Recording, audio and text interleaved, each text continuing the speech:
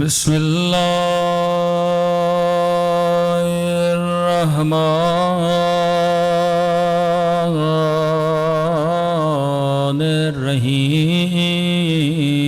الرحيم الحمد لله رب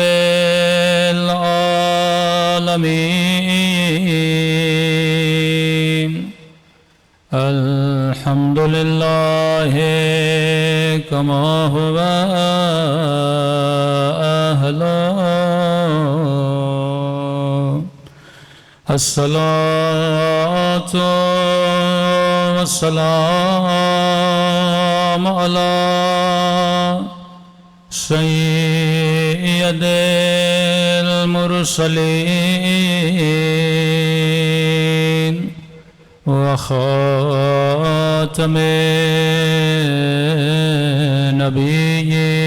النبيين أبي القاسم محمد اللهم صل على محمد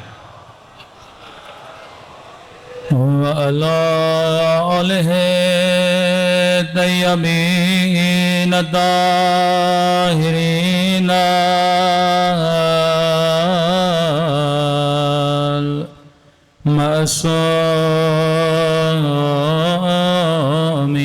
المعصومين سمل کے مولا کے ظہور کی دعا اللہم کل ولیک حجت ابن صلواتک علیہ وعلی آبائه في هذه الساعة وفي كل وليا وحافظا وقائدا وناصرا ودليلا ولا أدى تسكنه أرضك طوعا وتمتعه فيها طويلا برحمتك يا ارحم الراحمين صلوات پڑھے محمد وعلا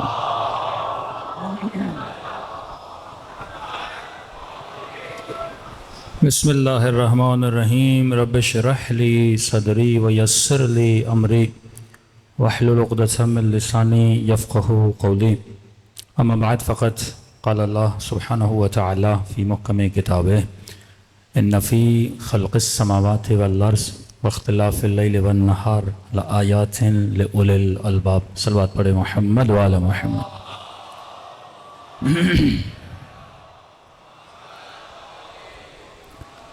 دعا ہے خداوند متعال ہم سب کا آنا اس فرش عزا پہ اپنی بارگاہ میں قبول فرمائے اور جس مقصد زندگی کی خاطر مقصد حیات کی خاطر جمع ہوئے خدا ان مقاصد میں بھی ہم سب کو کامیابیاں نصیب فرما دیں صاحبان عقل سے خدا مخاطب ہے صاحبان شعور سے اہل بیت مخاطب ہیں جتنا بھی خدا کا کلام ہے یا آل رسول کا کلام ہے یہ بے وقوفوں کے لیے نہیں ہے عقل مندوں کے لیے ہے عقل ہوگی تو اس کلام سے اپنی زندگی بناؤ گے عقل نہیں ہوگی ضد ہوگی تو اس کلام سے کوئی فائدہ نہیں لے پاؤ گے انگریز سیاستدان تھا گیلیلیو اس نے جب یہ کشف کیا کہ زمین گھومتی ہے تو وہاں کے پادریوں نے اسے پکڑا اور اسے مارنا شروع کیا کہ یہ عقیدہ ہمارے دین کے مذہب کے خلاف ہے اور کہا اب لوگوں کو بولو کہ زمین گھومتی نہیں ہے. جب اسے مار رہے تھے وہ کہہ رہا تھا چلو میں کہہ دوں گا زمین نہیں گھوم رہی، لیکن میرے کہنے سے وہ رکنے والی تو ہے نہیں. ہاں تو حقیقت ہے، آپ مانو نہ مانو. آج لاکھوں لوگ خدا کی بات نہ مانیں، لیکن ان کے نہ ماننے سے اللہ کی حکومت ختم تو نہیں ہوتی. پوری دنیا بولے علی کی ولایت کا انکار کرے، فضیلت علی کا انکار کرے، اب ان کے انکار کرنے سے علی کی فضیلت ختم تو نہیں ہو جاتی. حقیقت ہمیشہ باقی رہتی ہے. آج اگر وہ حقیقت عیاں نہیں ہے، اللہ کا ولی ظہور کرے گا، حقیقت بالآخر عیاں ہو جائے گی. اب سوال یہ ہے کہ اس ہجوم میں، عوام میں تو کہاں پہ کھڑا ہے؟ اس میدان میں تیری پوزیشن کیا ہے؟ کہ معصوم فرماتے ہیں 75 لشکر عقل کے، 75 لشکر جہالت کے. انہی لشکریوں اور انہی سپاہیوں کے ذریعے سے انسان اپنی زندگی گزارتا ہے.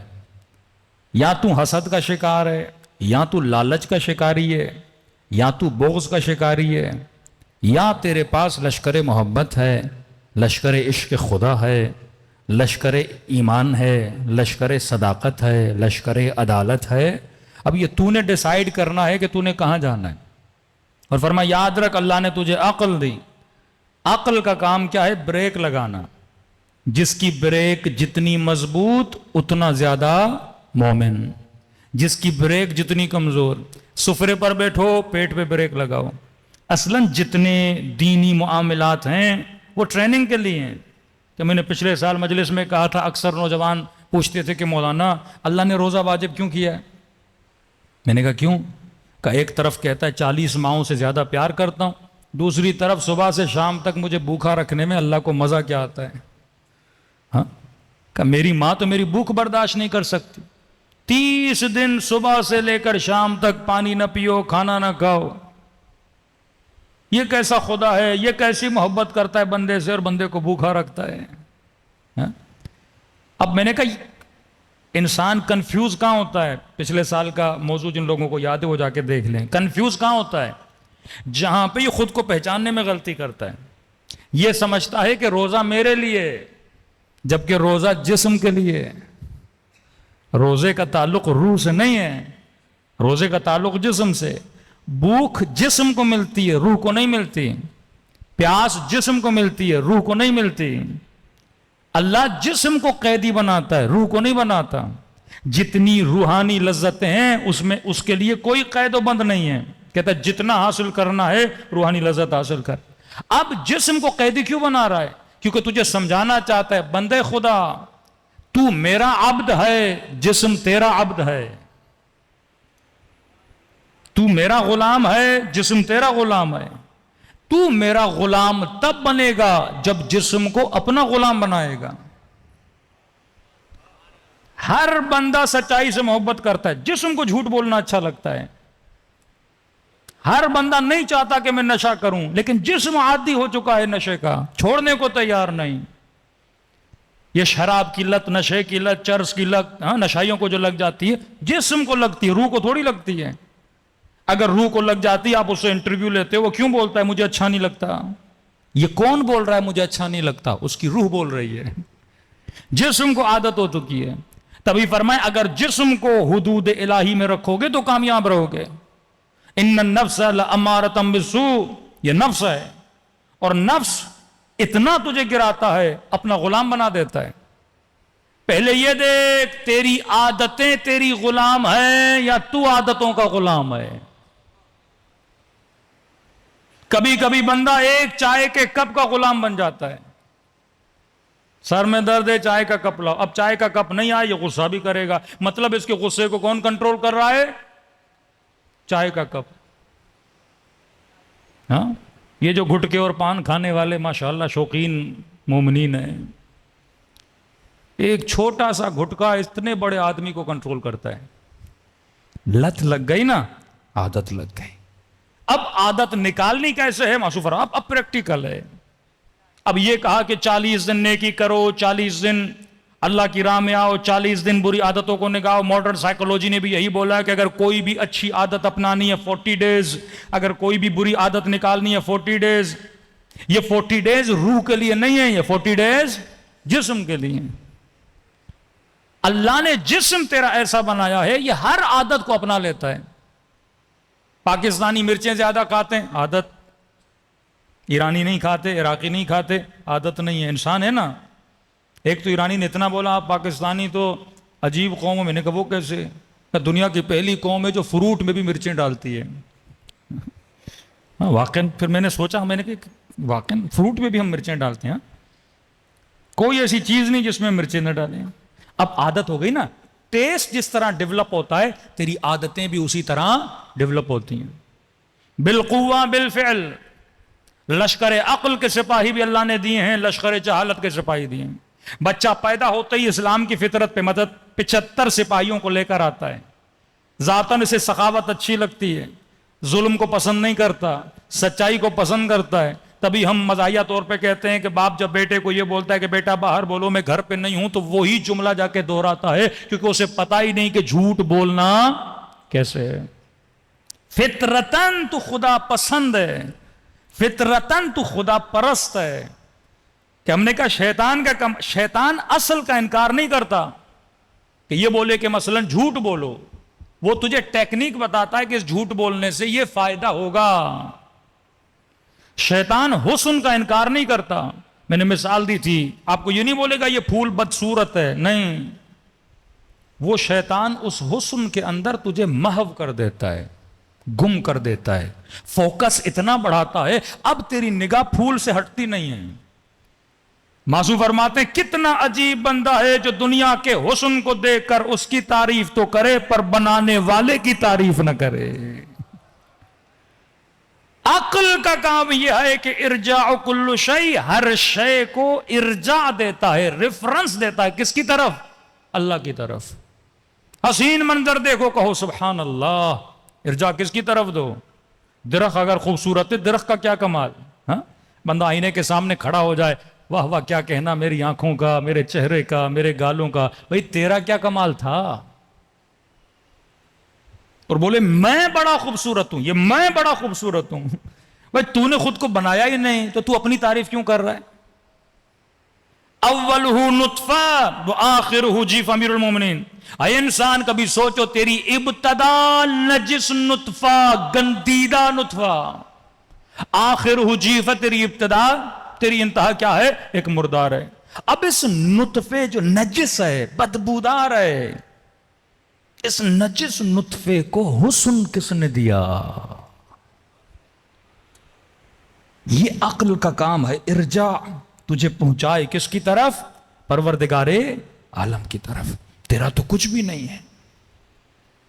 جناب ایوب سے جب پروردگار عالم نے امتحان لیا، شاید میں بتا چکا، بیٹا مر گیا، صبر کیا.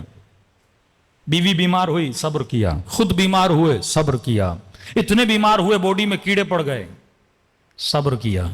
اب لوگ آئے، محلے والے آئے، تانے دینے لگے، ایوب یقیناً تو نے کوئی برائی کی ہوگی، تبھی خدا تجھے ایسے بلاؤں اور امتحانات اور مصیبت میں ڈال رہا. ایک بار بولا، دو بار بولا، صبر نے جواب دیا. کہنے لگا پروردگارا بیٹا مر گیا، صبر کیا. بیوی بیمار ہوئی، صبر کیا. خود بیمار ہوا، صبر کیا. اب میرے صبر کی انتہا ہے، لوگ مجھے تانے دے رہے ہیں. اللہ نے فرشتے کو بھیجا، کب بول جا کے ایوب کو اپنے صبر پہ اترائے نہیں. یہ نہ کہے کہ بیٹا مرا، صبر کیا. یہ نہ کہے کہ بیوی بیمار ہوئی، صبر کیا. یہ نہ کہو کہ میں بیمار ہوا، صبر کیا. جا کر ایوب سے پوچھ، اگر میں تجھے توفیق صبر نہ دیتا تو صبر کرتا کیسے؟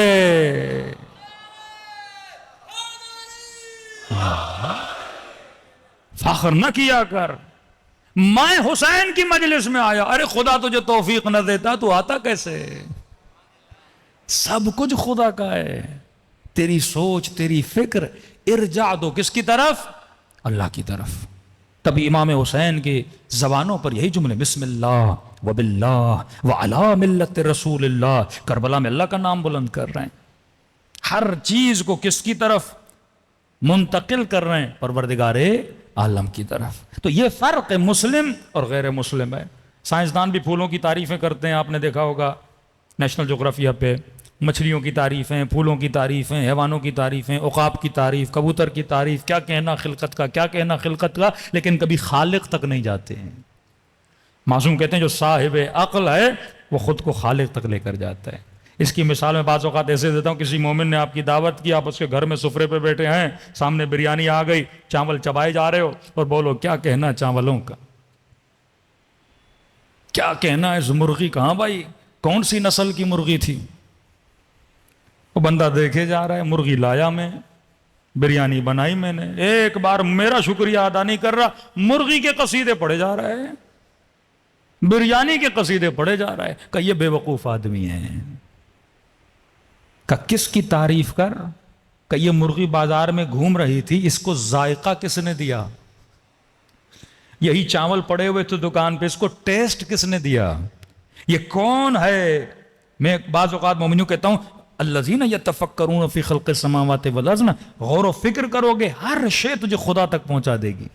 ایک ہی قسم کی مٹی، ایک ہی قسم کا پانی، 4 دانے ڈالتے ہو، ایک کو پیلا کر کے نکالتا ہے، ایک کو لال کر کے نکالتا ہے، ایک کو کھٹا کر کے نکالتا ہے، ایک کو میٹھا کر کے نکالتا ہے. یہ کون ہے جو ایک بے ذائقہ پانی سے ذائقے بناتا جا رہا ہے؟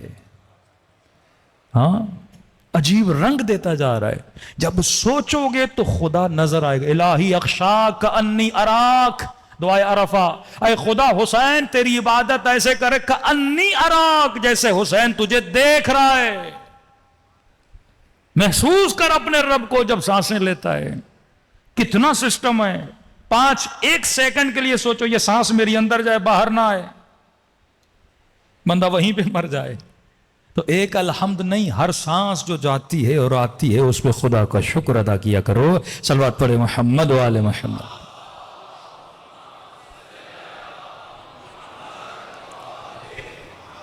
کل ہم نے سپاہیان عقل میں سے ہم نے کہا کہ میجر جو 3 پاورز ہیں، شہوت، غصہ، ادراک. کل ہم نے وہم پہ بات کی تھی اور خوف پہ بات کی تھی کہ شیطان قوہ ادراک کو وہم اس پہ غالب کر کے آپ کو ڈراتا ہے. دشمن کا خوف، مال کے جانے کا خوف، جان کے جانے کا خوف، یہ خوف دلاتا ہے. آج تھوڑا غضب سے بات کریں. غضب، غصے کے بارے میں کئی احادیث ہیں. شیطان مومن کو مومن سے لڑاتا ہے کس کے ذریعے سے؟ غصے کے سپاہی. اب غصہ بری چیز نہیں ہے، نہ ہی شہوت بری چیز ہے. اب بندے کے اندر شہوت نہ ہو تو ازداد اولاد نہ ہو، نسل کیسے بڑھے؟ اگر شہوت نہ ہو میاں بیوی کے اندر محبت نہ ہو، اگر شہوت نہ ہو تو میل اور فیمیل کے اندر اٹریکشن نہ ہو. خدا اس کا دشمن نہیں ہے. اسلام کہتا ہے کوئی پسند آ گیا، اللہ حق دیتا ہے، جاؤ شادی کرو حلال طریقے سے، حرام نہیں، نگاہ حرام کے ذریعے نہیں. جو راستہ اللہ نے تیرے لیے مختص کیا ہے، بالکل کھانے کی طرح. آپ کا دل ہے گوشت کھاؤں، اب بندہ ایسے ہی مرغی کو پتھر مار کے مار دے، ہاں حرام ہو گئی. کہ نہیں، جو طریقہ میں نے بتایا، جو سلیقہ میں نے بتایا، مرغی اٹھا، اللہ اکبر کے جو طریقہ بتایا اس کے گردن کو ذبح کر، اس کے بعد گوشت جا کے کھا. یہ گوشت تیرے لیے کیا ہے؟ حلال ہے. یہ شکم کی شہوت ہے، حلال طریقے سے پوری کر. نکاح کی شہوت ہے، حلال طریقے سے پوری کر. حرام طریقے سے پوری کرو گے معاشرے میں بے بندوباری، معاشرے میں قید و بند نہیں رہے گا، نظم اور ضبط نہ ہو. گاڑیاں روڈ پہ چل رہی ہیں، بھائی سگنل لگاتے ہیں نا تاکہ کیا پیدا ہو؟ نظم پیدا ہو. اب لوگ اگر شہوت کے اعتبار سے حریص بن جائیں، کس کا ناموس بچے گا؟ کس کی عزت بچے گی؟ تو اللہ نے کہا میں شہوت کا دشمن نہیں، اس کو استعمال کرو لیکن صحیح طریقے سے استعمال کرو، جو اللہ نے روٹس بتائے ہیں. پھر قرآن میں مذمت بھی کیا ہے، جوان جب سے جوان ہوا وقت پہ شادی کر. جو 35 سال میں 40 سال میں جا کے شادی کرتے ہیں، جب وقت گزر جاتا ہے پھر وہ ایمان اس کا ویسا نہیں رہتا. کیوں فرمایا نماز کا دگنا ثواب ہے جو بندہ شادی کرتا ہے. کیونکہ مصلی عبادت پہ تو نے جب کھڑا رہنا ہے تو فری آف مائنڈ ہو کے کھڑا رہنا ہے. کوئی ایسا کانٹا، کوئی ایسی خواہش نہ ہو جو تجھے اللہ سے دور کرے. کمپلیٹلی آزاد ہو کے کھڑے ہو جاؤ. اب بندے کو شدید بھوک لگی ہو، نماز میں مزہ آئے گا؟ شدید بھوک لگی اور سفرے کے سامنے بریانی پڑی اور گوشت ووشت پڑا ہو. نماز اللہ کی طرف، اس وقت قبلہ سفرہ ہوگا، خدا نہیں ہوگا. روح کا قبلہ سفرہ بن جائے، جسم کا کھچاؤ پیدا ہوگا. تو خدا کہتا ہے میں نے جسم دیا، اس کی خواہشوں کو پورا کر حلال طریقے سے تاکہ تو آزاد ہو جائے.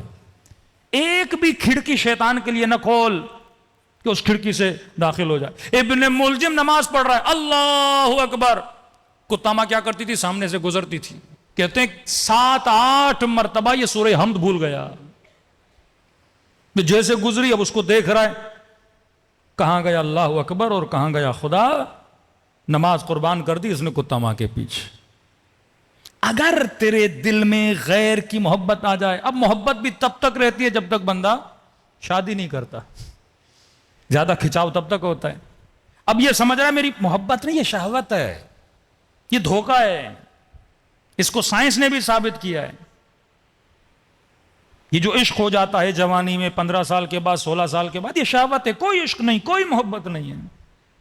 یہ ثابت ہوا ہے. یہ ہارمون تمہارے اندر، لو ہارمونز بولتے ہیں اس کو، یہ شہوت کے ہارمون ہیں. ہر بندے کے اندر ریلیز ہوتے ہیں، مرد کے اندر ریلیز ہوتے ہیں زیادہ تر، کیونکہ تو بالغ ہوگا آٹومیٹیکلی تیری باڈیز میں یہ ہارمون ریلیز ہوں گے. اب اگر کوئی ہارمون آیا ہے، اب شیطان کے سپاہی بن جاتے ہیں یہ لوگ. کبھی آنکھوں کو آرڈر دیتے ہیں، کبھی کانوں کو آرڈر دیتے ہیں، کبھی زبان. اب شہوت یا زبان سے لذت لے گا نامحرم سے بات کر کے، یا دیکھ کے لذت لے گا نامحرم سے، یا اس کی آواز کو سن کے لذت لے گا. اب ہارمونز باڈی میں ریلیز نہیں ہو رہے نا، اب اس کے ساتھ کھیلتے رہیں گے اور یہ گمراہ ہو جائے گا. اب نماز میں ان گندے ہارمونز کے ساتھ مصلی عبادت پہ کھڑا ہوگا، نماز میں لذت کہاں ملے گی؟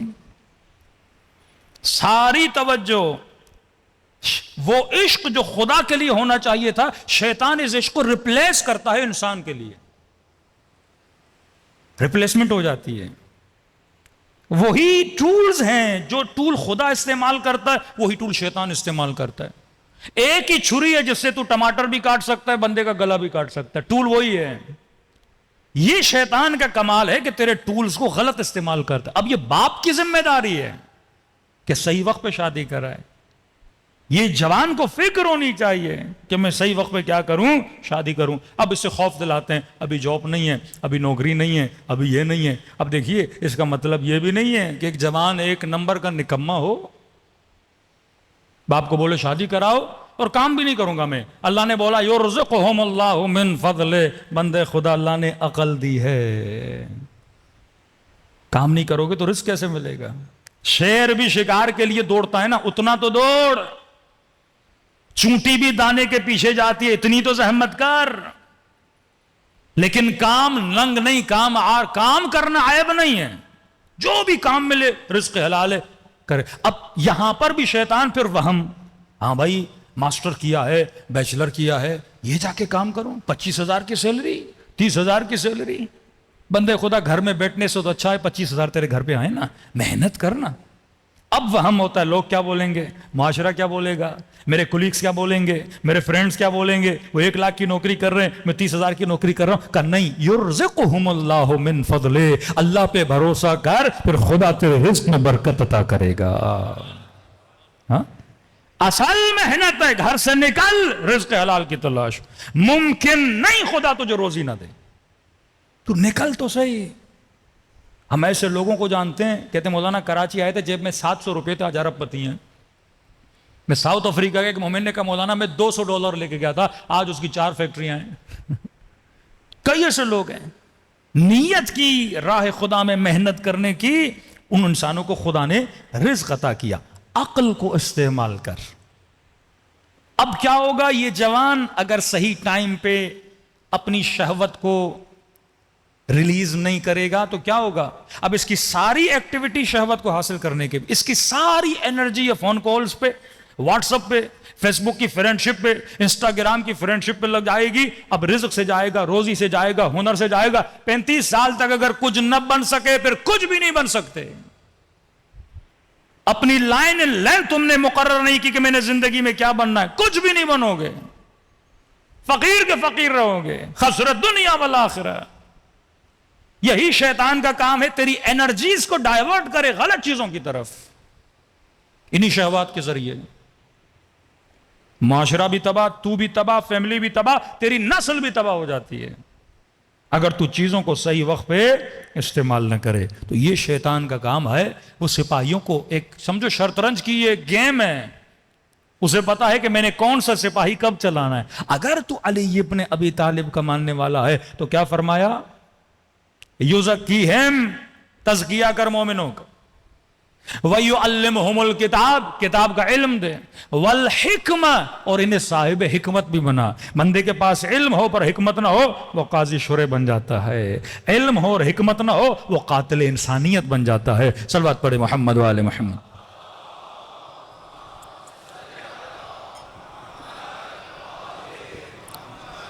آپ لوگ تھکے تو نہیں ہیں نا؟ میں کیونکہ کل کی مجلس مختصر ٹائم فریم ہوگا، کہ اس کے بعد اعمال عاشور بھی ہیں، تو 8 کی مجلس نارمل تھوڑی لمبی ہوتی ہے، کیونکہ سارے عرائض تھوڑی بہت حالات حاضرہ پہ بھی گفتگو کی جاتی ہے، اور تھکا تو مجھے ہونا چاہیے، 3 مجلسیں میں پڑھ کے آ رہا ہوں، ٹھیک ہے نا؟ اللہم صلی اللہ وعجل فرجہم۔ تو فرمایا کہ پہچان سپاہیوں کو۔ آج غضب، غصہ برا ہے، الغضب یأکل الحسنات، غصہ حسنات کو ایسے کھاتا ہے جیسے آگ لکڑی کو کھاتی ہے۔ غصہ آتا ہے تو قتل ہوتا ہے، غصہ آتا ہے تو گالم گلوچ ہوتی ہے، غصہ آتا ہے تو چھوٹا بڑے پہ ہاتھ اٹھاتا ہے، غصہ آتا ہے تو انسان بے ادب بنتا ہے۔ والکاظمین الغیظ عافین عن الناس واللہ یحب المحسنین۔ اللہ رحمت کرتا ہے ان بندوں پہ جو اپنا غصہ پیتے ہیں۔ اب ٹاپک غصہ نہیں ہے، کہیں اور میں ڈائیورٹ ہونا چاہ رہا ہوں، اس پہ خود جا کے اسٹڈی کریے گا۔ لیکن کیا میں نے بالکل غصہ کرنا ہی نہیں ہے؟ غصہ بھی تو لشکر خدا کا ایک سپاہی ہے۔ ہم نے کہا نا، روشنی کے ساتھ اندھیرا آتا ہے، گرمی کے ساتھ سردی آتی ہے، روشنی نہ ہو تو اندھیرا، یعنی یہ سکے کے 2 رخ ہیں، غصہ اچھا بھی ہے، غصہ برا بھی ہے۔ سوال یہ ہے تو استعمال کہاں کر رہا ہے؟ اور آسان کر کے مثال دوں، میں ایک مومن کو مثلا اس دن بھی مثال دی تھی، کسی کو مثلا میں 1000 دیں، اب 1000 برا نہیں ہے، تو 1000 کو استعمال کہاں کر رہا ہے؟ وہ جگہ بری ہوتی ہے یا اچھی ہوتی ہے؟ غصہ باپ پہ کرو تو برا، لیکن یہی غصہ اگر میدان جہاد میں یزید کے خلاف ہو تو اچھا۔ اب غصہ نہ ہو تو جنگ کیسے لڑے گا؟ غصہ نہ ہو تو راہ خدا میں جان کیسے قربان کرے گا؟ غصہ ہونا چاہیے نا۔ اب یہ پتا ہو کہ غصہ کہاں استعمال کر رہا ہے۔ امام خمینی سے کسی نے کہا کہ آپ انقلاب کیسے لائے؟ کہتے ہیں بچپن میں امام خمینی پیدا ہوئے تھے، ان کے والد گرامی آقا مصطفیٰ شہید ہو گئے، مار دیا گیا ان کو وقت اس زمانے کی حکومتوں نے۔ کہتے ہیں جب جوان ہوا، یتیم پیدا ہوئے نا، تو غصہ تھا بڑا کہ میرے باپ کو مارا انہوں نے۔ اب کہتا میں نے کہا غصہ کس پہ اتاروں؟ جن لوگوں نے مارا ان کو ماروں، 4 قاتلوں کو مار دوں، کیا میرا غصہ ٹھنڈا ہو جائے گا؟ کہتا میں نے کہا میں اپنے غصے کو روٹ دیتا ہوں، میں نے غصے کو علم کی تعلیم کے لیے استعمال کیا، انرجی بنی نا۔ اب انرجی خمینی کے پاس آ گئی، غصے والی انرجی۔ میں نے کہا کہ میں وقت کا سب سے بڑا عالم بنوں گا، انہوں نے میرے والد کو مارا، میں 1-2 کو نہیں، پورے نظام کو گرا کر اسلام کے نظام کو کھڑا کر دوں گا، کہ کل کسی کی جرأت نہ ہو کسی عالم یا مجتہد کو قتل کرے، اس نظام پہ مجتہد بٹھا دوں گا۔ غصے کو استعمال کیا کس راستے میں؟ پوزیٹو وے میں۔ ایک جگہ جہاں پہ غصہ استعمال ہوتا ہے، اور یہ صفت، یہ سپاہی، یہ رنگ خدا ہے، یہ صفت اللہ کی، اگر آپ کے اندر آ جائے آپ بھی صفت خدا کے مظہر بن جائیں گے۔ ایک جھلک آپ کے اندر خدا کی جھلک آ جائے گی۔ کون سی صفت ہے؟ فرمایا ما احد اغیر من اللہ، کائنات میں کوئی نہیں جو اللہ جتنا غیرت مند ہو۔ وَمِنْ غَيْرَتِهِ حَرَمَ الْفَوَاحِشِ، اگر وہ غیرت مند نہ ہوتا وہ کبھی بھی فواحش کو حرام نہ کرتا. اگر یہ بولتا ہے نامحرم کو نہ دیکھ، یہ فاحشہ ہے، گناہ ہے، کیونکہ وہ غیرت مند ہے. اگر وہ کہتا ہے زنا نہ کر، کیونکہ وہ غیرت مند ہے. اگر وہ کہتا ہے اے خاتون سر پہ چادر رکھ، بے عفتی نہ کر، بے حیائی نہ کر، کیونکہ وہ غیرت مند ہے. اور خدا سے زیادہ کوئی غیرت مند نہیں ہے. آج شیطان نے اس سپاہی غیرت کو قتل کر دیا ہے. ویسٹرن سوسائٹی میں غیرت ہے ہی نہیں، وہ ٹرانسفر ہوتی جا رہی ہے، غیرت ختم ہوتی جا رہی ہے. کہ بہن بھائی کے ساتھ نکلے، بیٹی باپ کے ساتھ نکلے، بندہ تعجب سے دیکھے کہ ایسا لباس پہنا ہوا اس خاتون اور بھائی ساتھ ہے، باپ ساتھ ہے. غیرت کی کمی. فرمائے وہ غیرت کو ختم کرتا ہے. مطلب اس نے تیرے غصے کو کیا کیا؟ اس مقام پہ مار دیا. اب غیرت صرف ناموس کی غیرت نہیں ہوتی، غیرت ملی، وطن کی غیرت. کہ مثلا آپ کراچی والے اور لاہور والے کراچی والوں کا مذاق اڑائے تو آپ کو کیا آتی ہے؟ غیرت آتی ہے. کوئی آپ کی زبان کا مذاق اڑائے، غیرت آتی ہے. کوئی باپ کا مذاق اڑائے، نسلی غیرت آتی ہے. گاؤں کی غیرت، زبان کی غیرت، مٹی کی غیرت. دینی غیرت ایک نہیں ہے، غیرت کے اقسام ہیں. ہو سکتا ہے کوئی بندہ اپنے ناموس کے لیے بڑا غیرت مند ہے، پر دینی غیرت زیرو، الہی غیرت زیرو، حکم خدا کو پامال کیا جائے زیرو. عرب کیا غیرت مند نہیں تھے؟ عصبیت عرب آپ دیکھیں بڑے غیرت مند ہوتے تھے. کوئی آپ کی بیٹی کو تکلیف دینا، آپ غیرت کھاتے ہو. لیکن ایک جگہ پہ عرب کی غیرت مر گئی، اپنی بیٹیوں کو زندہ دفن کرنے لگے. غصہ ہی نہیں آ رہا. کوئی تمہارے بچے کو تماچا بھی مارے تمہیں غصہ آتا ہے. اس غیرت کو شیطان نے مار دیا. زندہ درگور کیا کرتے تھے اپنی بیٹیوں کو. جس طرح آج معاشرے میں آپ دیکھ رہے ہیں غیرت کو کم کیا جا رہا ہے. یعنی شوہر کے چہرے پہ ذرہ برابر بھی، کچھ بھی اس کے چہرے پہ احساس نہیں ہے کہ میری بیٹی کیسے کپڑے پہن رہی ہے، کس ماحول میں جا رہی ہے. بیوی نامحرم سے باتیں کر رہی ہے، غیرت نہیں آ رہی. اب ویسٹرن سوسائٹیز نے ویلیوز کو چینج کیا. غیرت کا مطلب تغییر، چینج. لفظ غیرت چینج سے آتا ہے. چینج مطلب آپ نے گرگٹ دیکھا ہے نا، وہ جس بھی کلر پہ بیٹھتا ہے رنگ اس کا کیا ہو جاتا ہے؟ چینج ہو جاتا ہے. غیرت کا مطلب یہ ہے کہ آپ کی زندگی میں کسی چیز کی ویلیو ہو اور بندہ جب اس ویلیو کو ٹھیس پہنچائے تو آپ کے وجود میں تغیر پیدا ہو جائے. آپ کی کیفیت اچھی ہے، حالت نارمل ہے، آپ نارمل کیفیت میں بیٹھے ہو، اچانک آپ کی نگاہ پڑے مثلا بیٹی بد حجاب ہو گئی تو آپ کے اندر کیا پیدا ہوگا؟ تغیر پیدا ہو، حالت متغیر ہو جائے. یہ بھی فطری تقاضا ہے، یہ بھی فطری سپاہی ہے. ہر مرد کے اندر غیرت ہے. کیوں امیر المومنین فرماتے غیرت سیکھنی ہے مرغے سے سیکھو. مرغے کی فطرت میں ہے غیرت. اب ویسٹرن سوسائٹی نے غیرت کو نام دیا جیلسی کا. حسد اور غیرت میں سمجھو ایک بال کا فرق ہے نا. حسد کہتے ہیں جلنے کو، غیرت جلن نہیں ہے، ایک الگ ہی احساس ہے. ایک انگریز کو مجھے اتنا ٹائم لگا سمجھانے میں، اب کوئی ورڈ ہی نہیں تھا غیرت کا. ہم کیا کریں؟ انگلش میں غیرت کا کوئی ورڈ ہی نہیں ہے. وہ غیرت کی ٹرانسلیشن کس میں کرتے ہیں؟ جیلسی میں. حسد اور غیرت کامن ہے ان کی نگاہ میں. صفت حسن کو صفت رذیل بنا دیا. حسد صفت رذیل ہے. ہم کہتے ہیں حسد نہ کرو، شیطانی سپاہی ہے. غیرت کرو، الہی سپاہی ہے. ان کیا ایک ہے، وہ غیرت کو حسد مانتے ہیں.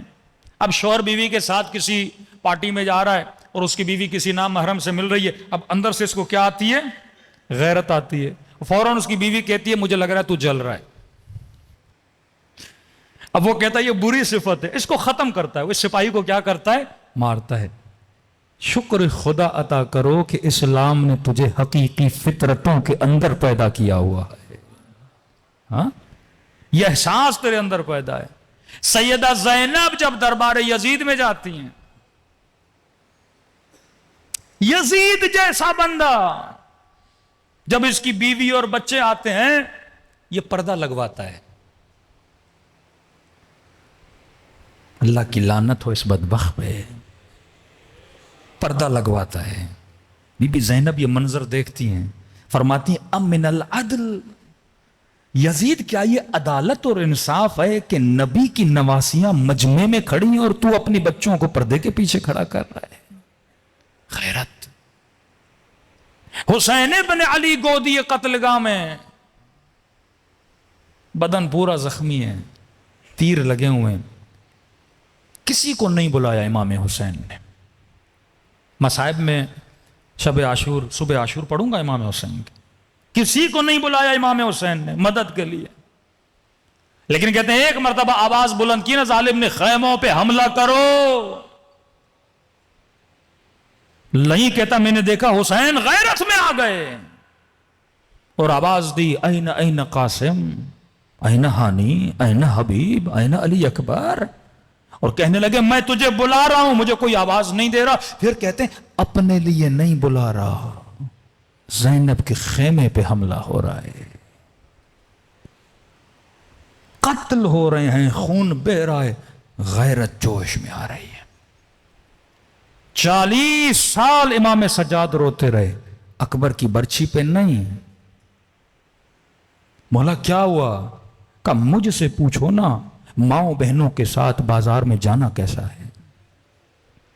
کسی امام نے یہ جملہ نہیں کہا جو امام سجاد نے کہا، کہ جیسے بازار میں گئے نا، ٹھنڈی سانس لی اور آواز دے کے کہنے لگے قد سقطت امی، اے کاش میری ماں نے مجھے گرا دیا ہوتا، میں پیدا نہ ہوتا، زینب کے سر کو کھلا ہوا نہ دیکھتا. کسی نے کہا کہ امام ایسا جملہ کیا؟ عرب کے اوپر جب مصیبت کا پہاڑ ٹوٹتا تھا تو عرب مصیبت میں یہ جملہ کہتا تھا، کاش میں زندہ نہ ہوتا، یہ منظر نہ دیکھتا. علی کے سر پہ ضربت لگی ہے، صحابی گلی میں لے کے جا رہے ہیں، کہا صاحب رک جاؤ، خون بہ رہا علی ابن ابی طالب کے سر سے. کہا رک جاؤ مولا، پتہ نہیں کتنی دیر کے مہمان ہیں. کہا نہیں، گلی میں نہیں آؤ، میرے ضربت کی خبر زینب نے سنی ہوگی، میں نہیں چاہتا بیٹیوں کے رونے کی آواز بھی کوئی سنے. غیرت. یہ وہ سپاہی ہے جس کے زندہ رکھنے سے انسان کا ایمان زندہ رہتا ہے. آج معاشرے میں غیرت کو ختم کیا جا رہا ہے. کتنے واقعات ہیں، حدیث سنیے، اذا لم یغر الرجل فہو منکوس القلب. موضوع فرماتے ہیں اگر مرد میں غیرت نہ ہو اس کا دل الٹا ہے. پیالے کا تصور کیجئے، پیالے کو الٹا کیجئے، کہ جب پیالہ الٹا ہوتا ہے نا تو کیا ہوتا ہے؟ حیا گر جاتا ہے، عفت گر جاتی ہے، ادب گر جاتا ہے، ایمان گر جاتا ہے. کہ جس کے وجود میں غیرت نہیں اس کا دل کیا ہے؟ الٹا ہے. امیر المومنین کو پتا چلا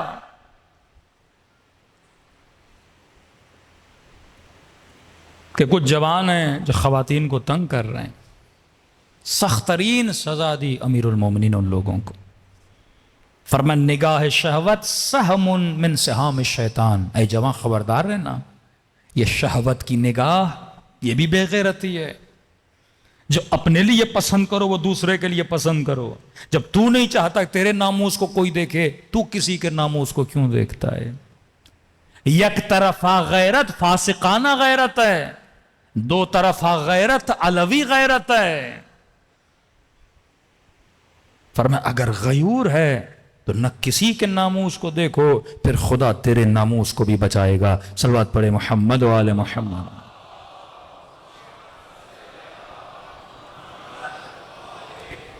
کتنی خوبصورتی سے پروردگار عالم نے قرآن میں واقعات بیان کی. حضرت یوسف کا واقعہ، حالانکہ بعض علماء فرماتے ہیں جوان بچیوں کے لیے واقعہ پڑھنا مکروہ ہے، کنواری بچیاں، اتنا اسلام تاکید کرتا ہے. لیکن اس واقعے کو کس خوبصورتی سے اور عفت سے خدا نے بیان کیا ہے، یوسف کے واقعے کو.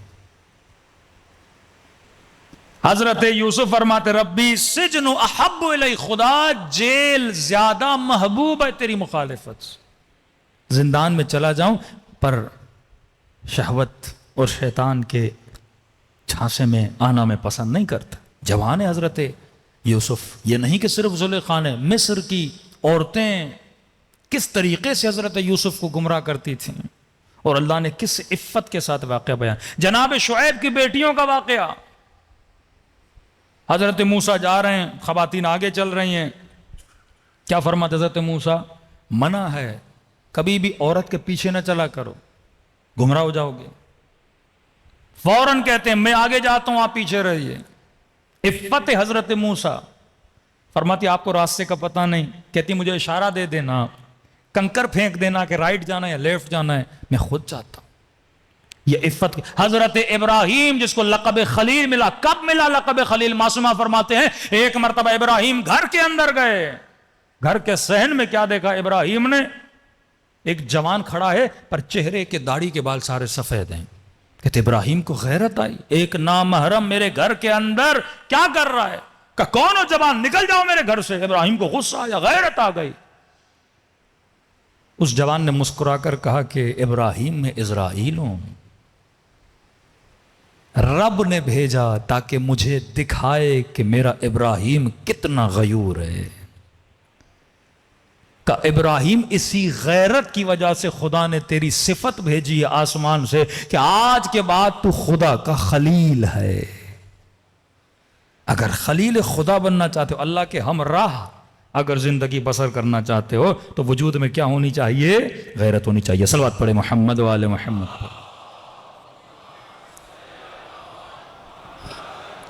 اب جوانوں کے لیے ایک نکتہ کہ جو جوان شادی کرنا چاہتے ہیں، بیوی کے اندر خصوصیات کون سی ہونی چاہیے؟ قرآن 4 خصوصیات بتاتا ہے سورہ تحریم میں. مؤمنات، مسلمات، تائبات، قانتات، تائبات، عابدات، سانحات. 5 خصوصیتیں بتاتا ہے. اے مومن، جب شادی کرنے جاؤ بیوی کیسی ہونی چاہیے؟ پہلی صفت مومن ہونی چاہیے، صاحب ایمان ہونی چاہیے. دوسری صفت مسلمات. اب مومن اور مسلم میں فرق ہے. مومن ایمان، علی بن طالب پر ایمان ہے، رسول خدا پر ایمان ہے، ہاں، لیکن مسلم ہے کہ نہیں؟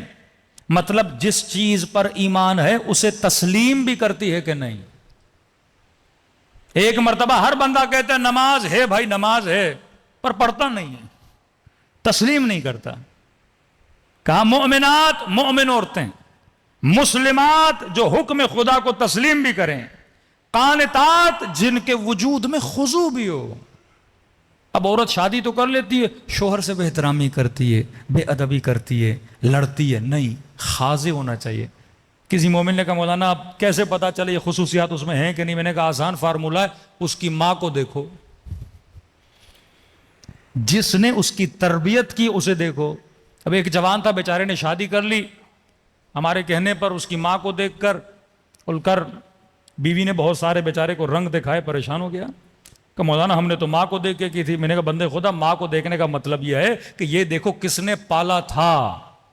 اور بعد میں پتا چلا بچی کو ماں نے نہیں پالا تھا، خالہ نے پالا تھا. کس کی گود میں تربیت پائی ہے؟ ماں کا مطلب یہ ہے کہاں پہ اس بچی نے تربیت پائی ہے. پالنے والا کون ہے؟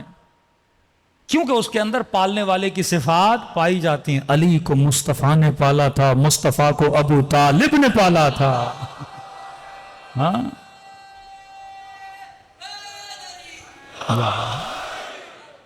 پالنے والے کی، پالنے والے کی صفات اس کے اندر ہوتی ہیں. آسان، یعنی آپ کو شارٹ کٹ بتا رہا ہوں جب جوان رشتے کے لیے جائیں. پہلی صفت مسلم، دوسری صفت مومن، تیسری صفت قانت، مطلب خاضع بھی ہو. خواتین کے لیے پڑھ رہا ہوں. ایک خاتون ہے رسول خدا کے پاس، یا رسول اللہ مردوں کے لیے اتنی نعمتیں، کہ کتنی نعمتیں تمہارے لیے بھی ہیں. یا رسول اللہ آپ اتنے فضائل پڑھتے ہیں مجاہدوں کے، شہید کا یہ رتبہ، شہید کا وہ رتبہ، شہید کا اتنا بڑا درجہ، قیامت میں شہید کو اتنے ملائک ریسیو کرنے آئیں گے. یا رسول اللہ ہمارے اوپر تو جہاد واجب ہے ہی نہیں، ہم تو شہید ہوں گی نہیں. جب شہید نہیں ہوں گی تو یہ کیسا انصاف ہے، اللہ نے ہمیں محروم کیا. کہا ان کا جہاد اور ہے، تیرا جہاد اور ہے. میدان جنگ میں جا کر لڑنا یہ مرد کا جہاد ہے. اور فرمایا گھر کے اندر لڑنا نہیں، گھر کے اندر صبر کرنا یہ عورت کا جہاد ہے۔ آج الٹا ہے، وہ لڑکے جہاد کرتی ہیں۔ صبر کرنا، شوہر بدتمیز ہے، بھئی یہی تو تیرا جہاد ہے، صبر کر۔ مرد میدان جنگ میں تیر کھاتا ہے، گولیاں کھاتا ہے، بدن کٹتا ہے، تیری بھی شادی ہوتی ہے، کبھی نند کی باتیں سننی پڑتی ہیں، کبھی سانس کی سننی پڑتی ہیں، کبھی اس مرد کی بد اخلاقی سننی پڑتی ہے۔ صبر، یہی تو تیر ہے نا جو تیری طرف آ رہے ہیں، ان کو تیر سمجھ کے اپنے وجود پہ لو اور کہو خدا میں کیا کر رہی ہوں، صبر کر رہی ہوں۔ پھر سیدہ فرماتی جب مر جائے گی اسے شہید کا رتبہ دیا جائے گا۔ عورت کا جہاد شوہرداری، بہترین شوہرداری کرے گی، صبر کرے گی، بیٹی کو صبر سکھائے گی۔ لیکن اگر یہی ماں شوہر کو گالیاں دے اور بیٹی سنے اور یہ بیٹی بڑی ہو جائے اور جب شوہر کے گھر جائے گی وہ بھی وہی کام کرے گی نا جو ماں نے کیے تھے، یہ تیرا جہاد ہے۔ اب یہ نہیں کہ مرد بولے تیرا جہاد ہے تو لے تیر میں دے رہا ہوں تجھے، ایسا بھی نہیں ہے۔ ہاں، عورت کا کام ہے صبر کرنا، اور صابرہ بیوی خدا تجھے دے تو تیرا کام ہے شکر کرنا۔ ہاں، ایمان کے دو پر ہیں نا، ایک صبر کا پر، ایک شکر کا پر۔ صبر کر۔ ایک جگہ ہمارے استاد مجلس پڑھنے گئے، مجلس پڑھی، بھائی ایک مجتہد تھے، اس کی بیوی بڑی بدتمیز تھی، لوگوں کے سامنے بدتمیزی کی، اس کے بھائی نے بڑی غیرت کی کہ تو بڑا عجیب شوہر ہے، میری بیوی ہوتی میں طلاق دے دیتا، تجھے تو غصہ بھی نہیں آتا؟ جائز غصہ، ناجائز غصہ، کبھی کبھی آپ کو غصہ آتا ہے اگلے کو نہیں آتا۔ اس نے کہا دیکھ تیری فکر اور ہے، میری فکر اور ہے، تجھے غصہ آتا ہے تو اپنی انسلٹ مانتا ہے، مجھے غصہ اس لیے نہیں آتا کیونکہ میں نے علی کا فرمان پڑھا ہے کہ اگر بیوی بہترامی کرے تو مرد کیا کرے؟ صبر کرے۔ صبر ایمان کا آدھا حصہ ہے۔ تو وہ جو کر رہی ہے کرے، لیکن میں اپنے لیے کیا بنا رہا ہوں؟ جنت بنا رہا ہوں۔ تو مولانا کہتے ہیں مجلس پڑھ کے اترے، افریقہ میں پڑھ رہے تھے، تو ایک خواجہ مومن آئے، انہوں نے کہا مولانا صاحب میں کیا کروں، میری بیوی تو بڑی نیک ہے، ہاں مجھ سے تو بدتمیزی کرتی نہیں ہے، تو میں یہ ثواب کیسے کماؤں؟ ہاں، اب بھائی ثواب کمانے کے لیے کسی کا گندا ہونا ضروری نہیں ہے۔ تو مولانا نے کہا کہ دیکھو اس کی بیوی بدتمیز تھی تو ایمان کا آدھا حصہ صبر ہے، تیری بیوی اچھی ہے، ایمان کا آدھا حصہ شکر ہے۔ ہاں، ہر حال میں اللہ کا کیا ادا کیا کر، یا صبر ہے یا شکر ہے، دونوں پر تیرے پاس ہیں۔ یہ تیرا عورت کا جہاد کیا ہے؟ تو پہلی صفت مومن، دوسری صفت مسلم، تیسری صفت قانت خاضع، چوتھی صفت تائبات، اہل توبہ ہو۔ اہل توبہ کا مطلب جو غلطی کرے اسے غلطی کا احساس ہو۔ ضدی عورت سے شادی نہ کرنا جو اٹک جائے، ہاں غلطی کی ہے بندہ، غلطی پہ صبر کرے۔ عابدات، جو اللہ کی عابدہ عورت ہو، نمازی ہو، متقی ہو، پرہیزگار ہو، اہل مصلی ہو، اہل ذکر پروردگار عالم ہو، کیونکہ شکم میں 9 مہینہ اس نے ایک بچے کو پالنا ہے۔ اب شکم میں بچہ ہے، اگر یہ عابد نہیں ہوگی، عبادت نہیں کرے گی، بچے پہ اثر کیسے پڑے گا؟ تاریخ انسانیت کا، آج کے زمانے کا سب سے چھوٹا حافظ قرآن محمد حسین طباطبائی، جس نے 4 سال میں پورا قرآن حفظ کیا، تو یہ کمال کس کا تھا؟ محمد حسین طباطبائی کا نہیں تھا، یہ اس کی ماں کا کمال تھا۔ لوگوں نے کہا بچہ پڑھنا نہیں جانتا، حافظ قرآن کیسے بنا؟ کہ جب یہ میری شکم میں ہوتا تھا یا میں قرآن پڑھتی تھی یا میں قرآن سنتی تھی، بچہ کیا بنا؟ حافظ قرآن۔ آپ کے دلوں میں کیوں امام حسین کا عشق ہے؟ کبھی سوچا ہے؟ جوانی سے عاشق حسین ہو، بچپن سے عاشق حسین ہو، جب تو اپنی ماں کی شکم میں تھا اور محرم کا مہینہ آتا تھا، وہ شکم میں اٹھا کر فرش عزائے حسین پہ تجھے لاتی تھی۔ شکم میں بھی تو نے حسین کی آوازیں سنی ہیں، اور پیدا ہونے کے بعد 2 سال تک تجھے دودھ پلایا، ان 2 سالوں میں بھی تو محرم آیا ہوگا نا۔ وہ رو بھی رہی تھی، حسین کا نام لے بھی رہی تھی، اور اس دودھ میں حسین کی محبت کو ملا کے تجھے پلا بھی رہی تھی۔ ہاں، یہ اثر رکھتا ہے، تو انسان کو سوچنا چاہیے۔ عابدات، سانحات، اس کا مطلب، سانحات کا مطلب یہ ہے جو روزے دار ہو، مطلب تابع حکم پروردگار عالم ہو، ایسی عورت کا انتخاب کرنا، پھر نسلیں تیری کیا بنتی ہیں؟ پاک و پاکیزہ۔ صلوات پڑھے محمد و آل محمد۔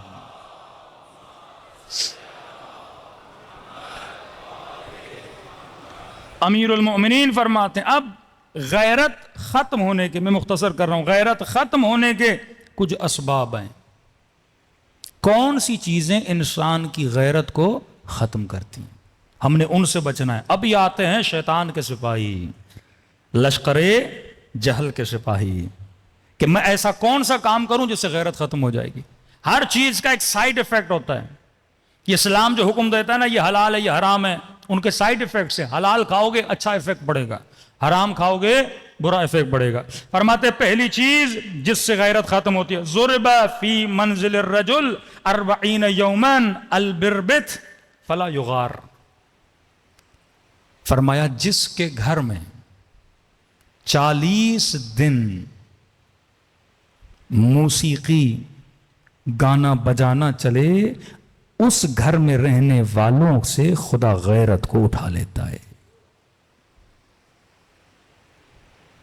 حدیث معصوم، جس گھر میں 40 دن فحشا ہو۔ اب موسیقی کا باب بہت بڑا ہے۔ کون سی موسیقی؟ جس کے سننے سے انسان کی شہوت ابھرے۔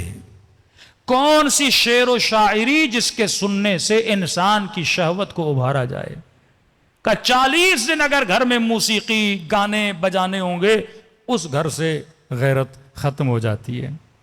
اب پھر کہتا ہوں کلمات میں حکمت ہے۔ اب کوئی جوان کے مولانا آپ نے کہا 40 دن 35 دن چلائیں، تو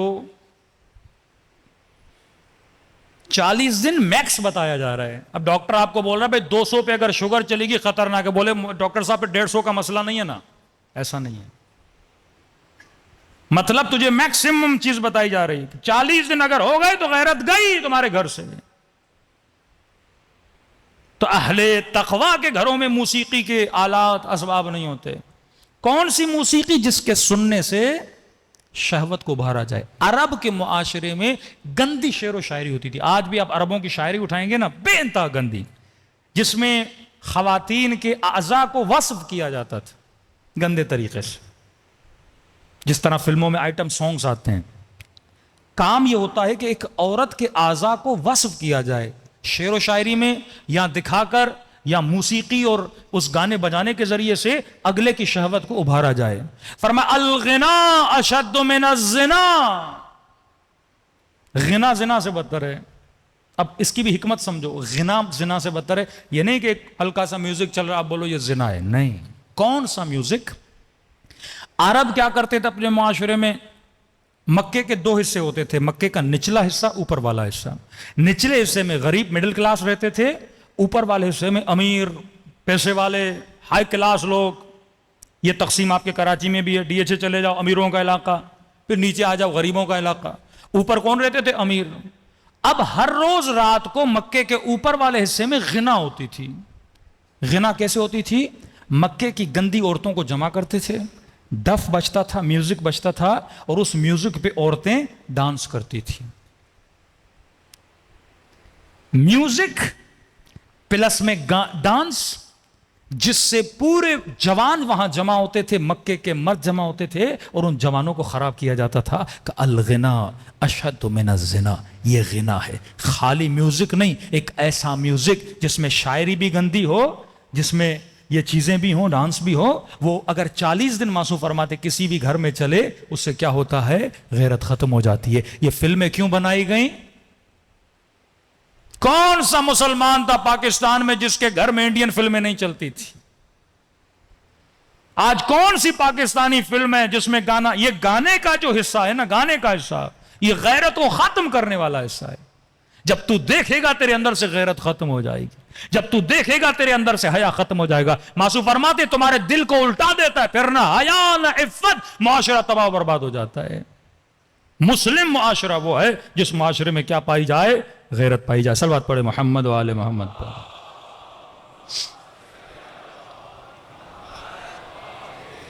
دوسری چیز معصوم فرماتے ہیں جس سے غیرت ختم ہوتی ہے، وہ ہے مکس گیدرنگ، اختلاط۔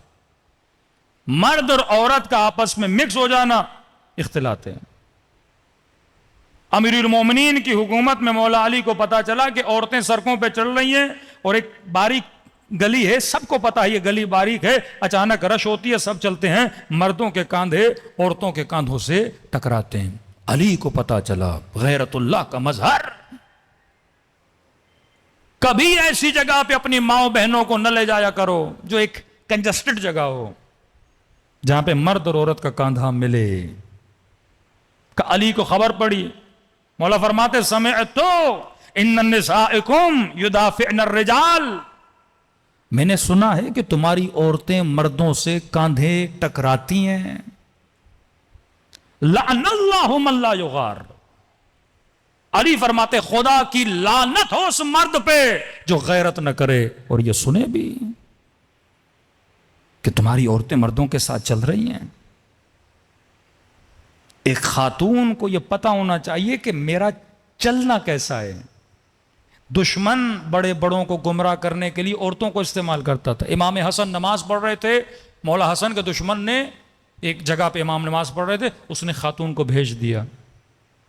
اب مولا حسن نماز پڑھ رہے ہیں، یہ خاتون عشوہ گری کرنے لگی، اپنے وجود، ناز کہتے ہیں، اسلام کہتا ہے عورت بات بھی کرے تو اس انداز سے نہ کرے کہ مرد کو اٹریکٹ کرے۔ فقہ اہل بیت میں میک اپ کرنا حرام ہے اگر تو نامحرم کے سامنے جا رہی ہو، حرام ہے، حرام۔ مولانا تھوڑی سرخی لگا، حرام ہے بندے خدا۔ اب اگر میں اس پہ مجلس پڑھوں کہ سرخی کیوں لگائی جاتی ہے، اصلاً سرخی کیوں بنی، اس کے پیچھے آپ سائنس تو پڑھیں۔ تقدس ممبر بعض اوقات اجازت نہیں دیتا کہ میں ایسی چیزیں بتاؤں۔ آپ اس کی ہسٹری پڑھو کہ گالوں کی لالی اور سرخی کیوں، اس کے اوپر پوری کتاب ہے کہ جس نے یہ میک اپ بنایا تھا کیوں۔ مرد کو شہوت دلانے کے لیے میک اپس بنائے گئے، ایک خاص حالت میں عورت کے چہرے کی کیفیت بدل جاتی ہے، ان کیفیتوں کو ظاہر کرنے کے لیے ایسے میک اپ بنائے گئے کہ نارمل حالت میں مرد جب عورت کو دیکھے اس کے ذہن میں وہ خیال پیدا کر دیا جائے۔ شریعت کہتی ہے حرام ہے عورت کا نامحرم کے سامنے میک اپ کرنا۔ ہاں عورتیں عورتوں میں آئیں، شوہر کے سامنے، خصوصاً اپنی زینتوں کو اللہ کے سامنے لے کر آؤ، محارم کے سامنے لے کر آؤ۔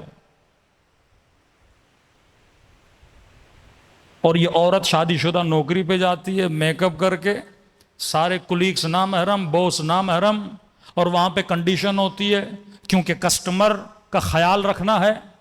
اب کسٹمر اگر آئے گا اس نے مسکرانا ہے، کسٹمر کیئر، گاہک نہ جائے میرے دکان سے۔ ایئر ہوسٹس کا اگر باپ بھی مر جائے نا جہاز میں ہوگی، اس پر ہنسنا ضروری ہے، نہیں ہنسے گی نوکری سے نکال دیا جائے۔ کسٹمر کیئر خیال کرنا ہے۔ جھوٹی کی ہنسی، منافقت، صبح سے شام تک جھوٹے طریقے سے نامحرموں کے سامنے ہنستی ہے، اپنی ساری انرجی نامحرموں کے لیے رات کو گھر آتی ہے، ساری افسردگی، سارا غصہ، ساری ناراضگی کس کے لیے؟ اپنے محرم شوہر کے لیے۔ لعنت بھیجتا ہے خدا ایسی عورتوں پہ۔ تیری انرجی اپنے مرد کے لیے، اپنے محرم کے لیے۔ اے جوان اپنی محبت کو حرام کے لیے ضائع نہ کرنا، یہ محبتیں حلال کے لیے ہیں، یہ قلب حسین کے لیے بنا، نجاستوں کو اس قلب میں نہ ڈالنا۔ 10 منٹ تجھے وقت نہیں ماں سے بات کرنے کے لیے، گھنٹوں گھنٹوں تو نامحرموں کے ساتھ اپنا وقت ضائع کرتا ہے۔ سوال ہوگا پروردگار کہاں پہ اپنی انرجی کو؟ علی کہتے ہیں لعنت ہے کہ جن مردوں کی غیرت ختم ہو گئی ہے۔ قرآن کی آیت ہے حبیب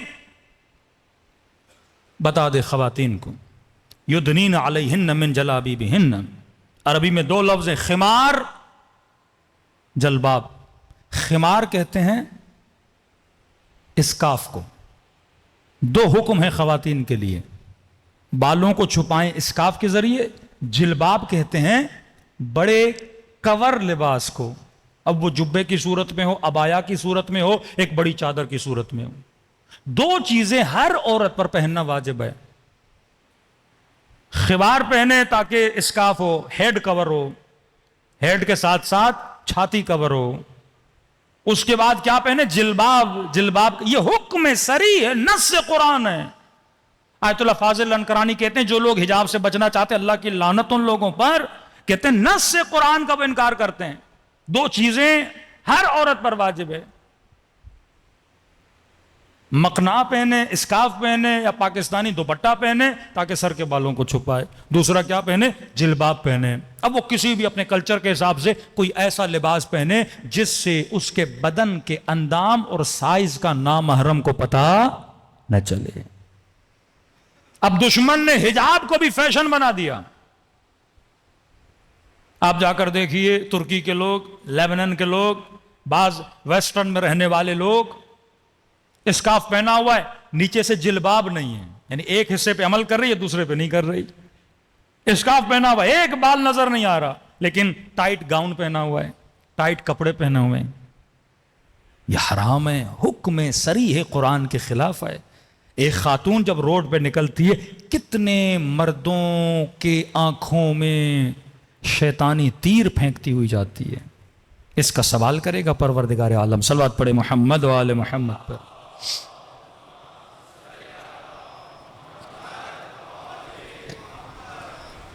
تیسری چیز جو فرماتے ہیں انسان کی غیرت کو ختم کرتی ہے، معصوم فرماتے وہ نگاہ حرام ہے، مردوں کے لیے، عورتوں کے لیے۔ اگر یہ چیزیں تیرے اندر ہیں، یہ غیرت کو آہستہ آہستہ ختم کر دیں گے۔ فرما جوان نگاہوں کو جھکائے رکھ۔ حدیث معصوم ہے، اگر کسی نام محرم پہ نگاہ پڑ جائے، دل میں حسرت پیدا ہوتی ہے نا، کہتے فوراً نگاہوں کو جھکاؤ اور جوان یہ لفظ جاری کرو، اللہم آتنی من فضلک۔ جوان ہے، نگاہ پڑ گئی، فوراً نگاہوں کو جھکاؤ اور کہو پروردگارا اپنے فضل و کرم سے تو مجھے حلال لذت عطا کر۔ کہ جب جب یہ جملہ کہے گا خدا جنت میں تیرے لیے ایک حور بنائے گا، مردوں کے لیے نعمتیں تیرے لیے وہاں بنائے گا۔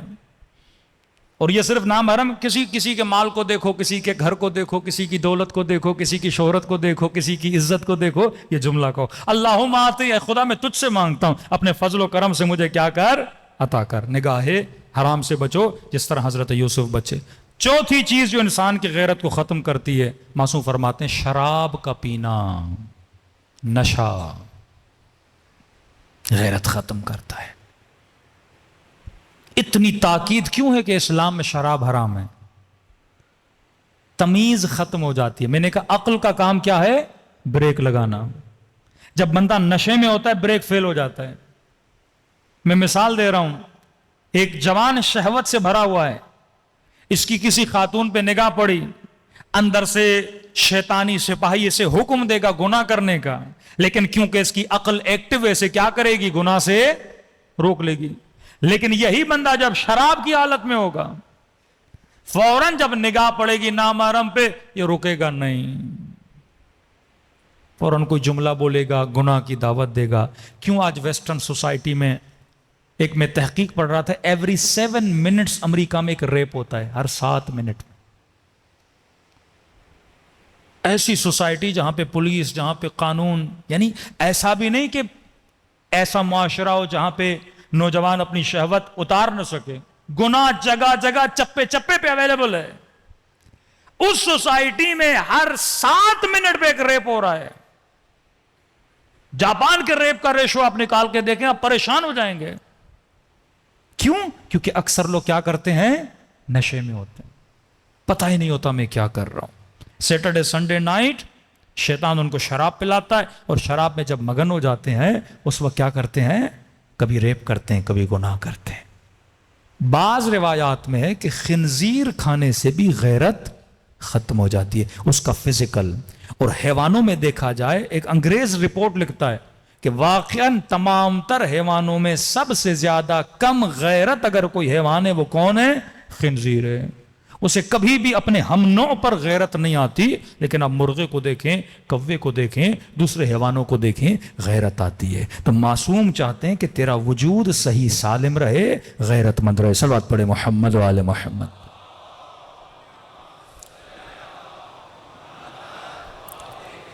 دو جملے آج وقت موضوع کو کیونکہ کمپلیٹ کرنا تھا۔ یہ تو غیرت ناموس ہے، ایک غیرت ہوتی ہے غیرت دینی،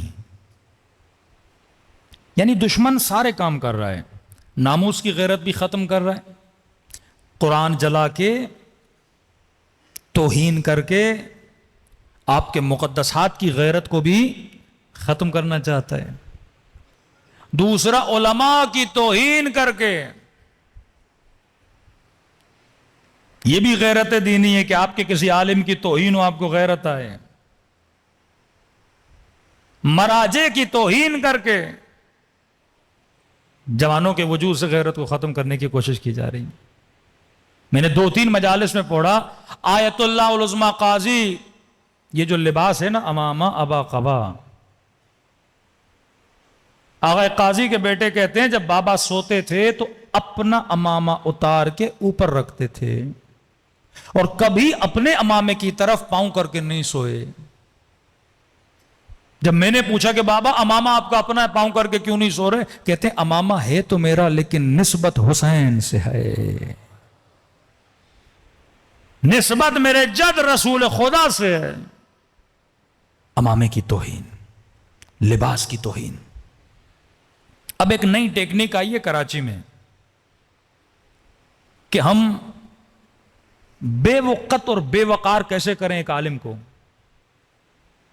ٹیکنیک کیا اپنائی ہے کہ پہلے سارے جنا کے پالے خطیب ہوتے تھے، اب کراچی کی عوام نے امامے والوں کو سننا شروع کر دیا، تو کہ عوامے کی عزت اور وقار کو گرانے کے لیے کیا کرو، کچھ بد اخلاق، نااہل، کیریکٹر لیس لوگوں کے سروں پہ انہوں نے امامے رکھ دیے تاکہ امامے کی عزت کو خراب کیا جائے. اور ان کیریکٹر لیس لوگوں میں سے کراچی میں کئی ہیں.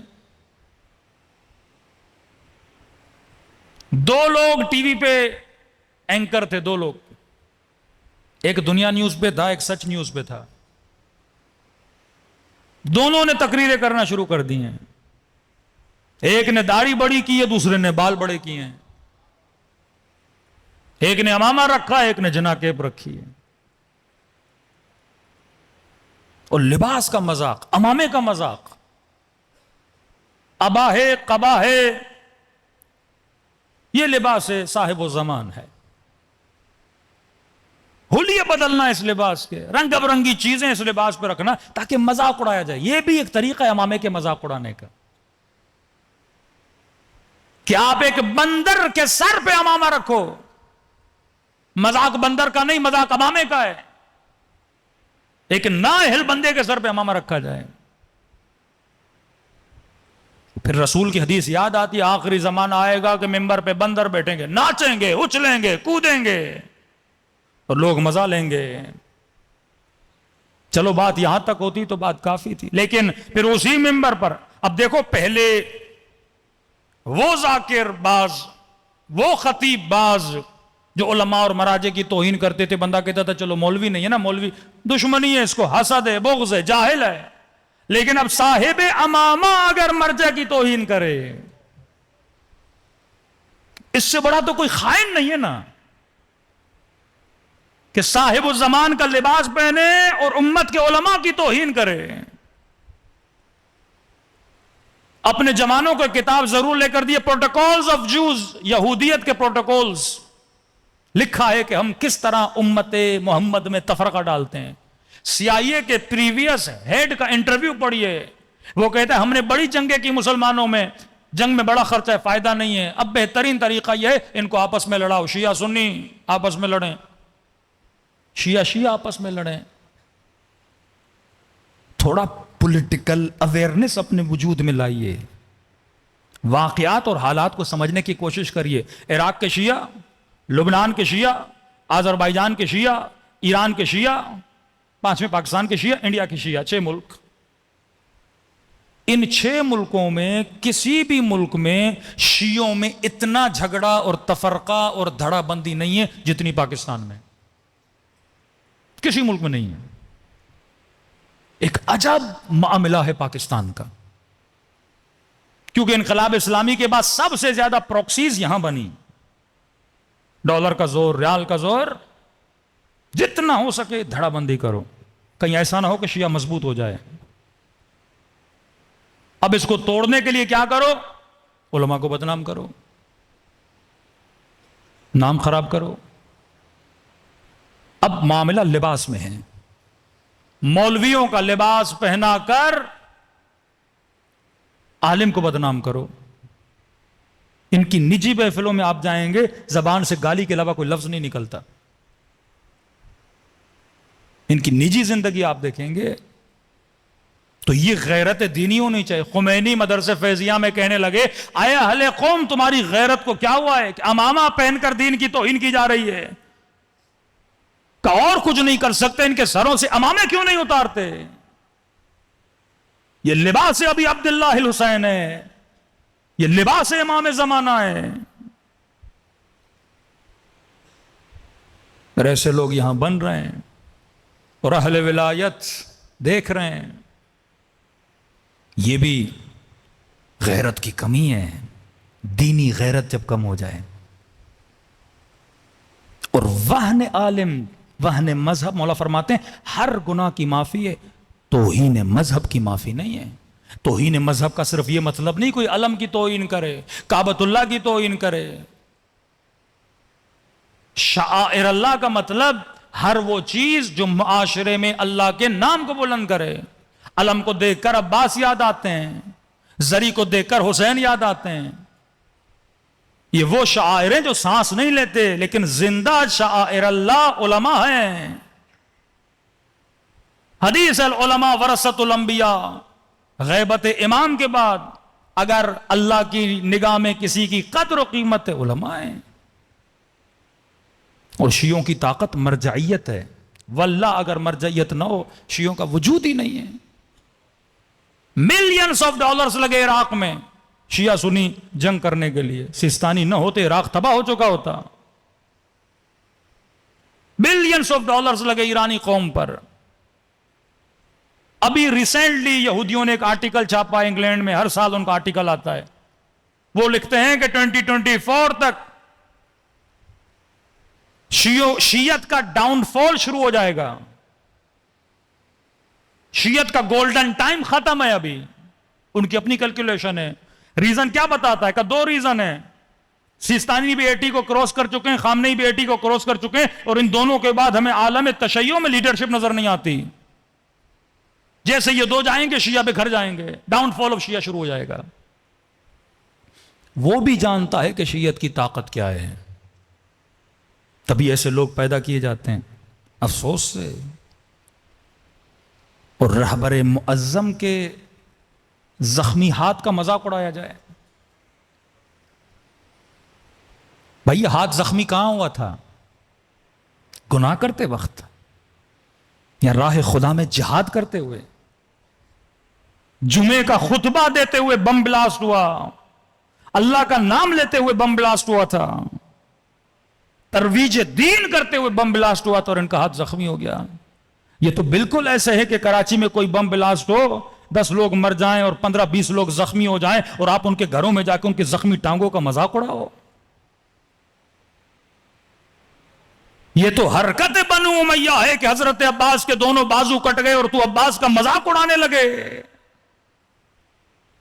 یہ ہاتھ راہ خدا میں زخمی ہوا ہے. تو نے اپنے اعضاء سے کتنی اللہ کی اطاعت کی ہے, تو نے اپنی زبان سے خدا کی کتنی عبادت کی ہے. خدا وہ اعضاء جو راہ خدا میں قربانی دیتے ہیں روز ان پر رحمتوں کو نازل کرتا ہے, اور وہ اعضاء جو اللہ کی نافرمانی کرتے ہیں روز علی اور آل علی کی ان پہ لعنت ہوتی ہے. یہ معاشرے سے غیرت دینی کو ختم کرنے کے لیے 2 لفظ یاد رکھیے, ایک ہوتی ہے لیگل ویلیو, ایک ہوتی ہے مورل ویلیو. اس معاملے کو سمجھیے. جو پولیٹکس کے اسٹوڈنٹ ہیں وہ بہتر ان چیزوں کو سمجھتے ہیں, جنہوں نے سوشل اسٹڈی پڑھی ہے ان کو پتا ہے کہ معاشرے کو کیسے بدلا جاتا ہے. امام خمینی ولی فقیہ بنے نہیں تھے, پر اس سے پہلے ولی فقیہ تھے. لیگلی نہیں بنے تھے لیکن مورلی لوگوں کی نگاہوں میں ولی فقیہ تھے. مورل ویلیو, اور یہ بڑی خطرناک ہوتی ہے. آغا خامنئی لیگلی ولی فقیہ بنے تھے لیکن ایران میں ابھی مورلی نہیں بنے تھے.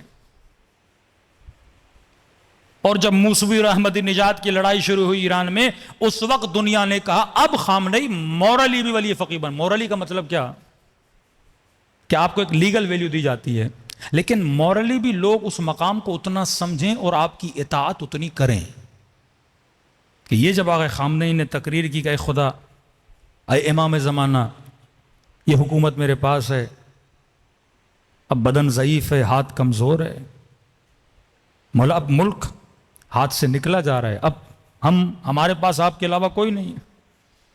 ان کے ان جملوں نے پورے ایران کو روڈوں پہ لایا، اور وہ جتنا فتنہ تھا اس فتنے کو کیا کیا، ختم کیا۔ دنیا نے کہا نہیں، اب خامنہی مورلی بھی اتنے مضبوط ہو چکے ہیں، اگر یہ کچھ کہیں تو یہ قوم نکلنے کے لیے تیار ہے۔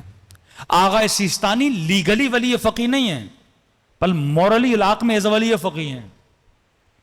ایک فرمان دیتے ہیں، کیونکہ حکومت نے ان کو کوئی عہدہ نہیں دیا، پارلیمنٹ نے ان کو کوئی عہدہ نہیں دیا، لیکن مورلی اخلاقی طور پر عراقی ان کو ایسے مانتے ہیں جیسے ایران میں ایک ولی فقیہ کی بات کو مانا جاتا ہے۔ اب یہ دشمن کے لیے بڑا خطرہ ہوتا ہے کہ کوئی بندہ مورلی اتنا مضبوط بن جائے، اب اس کو گرانے کے لیے کیا کیا جاتا ہے، طنز کیا جاتا ہے، کیریکٹر پہ حملہ کیا جاتا ہے۔ کہ پاکستان کے شیعوں میں اگر کوئی بڑا سانحہ رونما ہوا تھا تو وہ 90s میں ہوا، کہ جب آپ کی قیادت کو مورلی ڈاؤن کیا گیا، جس میں ہمارے اپنے استعمال ہوئے اور قیادت کو گرا دیا گیا۔ اور جب قیادتیں مورلی ڈاؤن اسٹیپ چلی جاتی ہیں، پھر قوم کو حق نہیں کہ وہ قیادتوں پہ اعتراض کرے۔ ایک بڑی سازش ہوئی 1997 میں، جوانوں کو ایک ڈھانچے سے الگ کر دیا گیا۔ میں نے لاہور میں تقریر کی تھی، آج آخری بار کر رہا ہوں اس موضوع پر، کیونکہ خطیب کے پاس لاؤڈ کے علاوہ کچھ نہیں ہوتا، لاؤڈ ہی ہوتا ہے جس سے وہ عوام کو اویئر کر سکتا ہے۔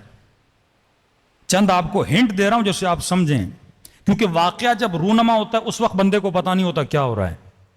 جب کربلا ہو رہی تھی تو دیکھنے والے سمجھ رہے تھے حسین ختم ہو گئے، لیکن جب کربلا ہو گئی آج احساس ہو رہا ہے کہ حسین باقی ہے۔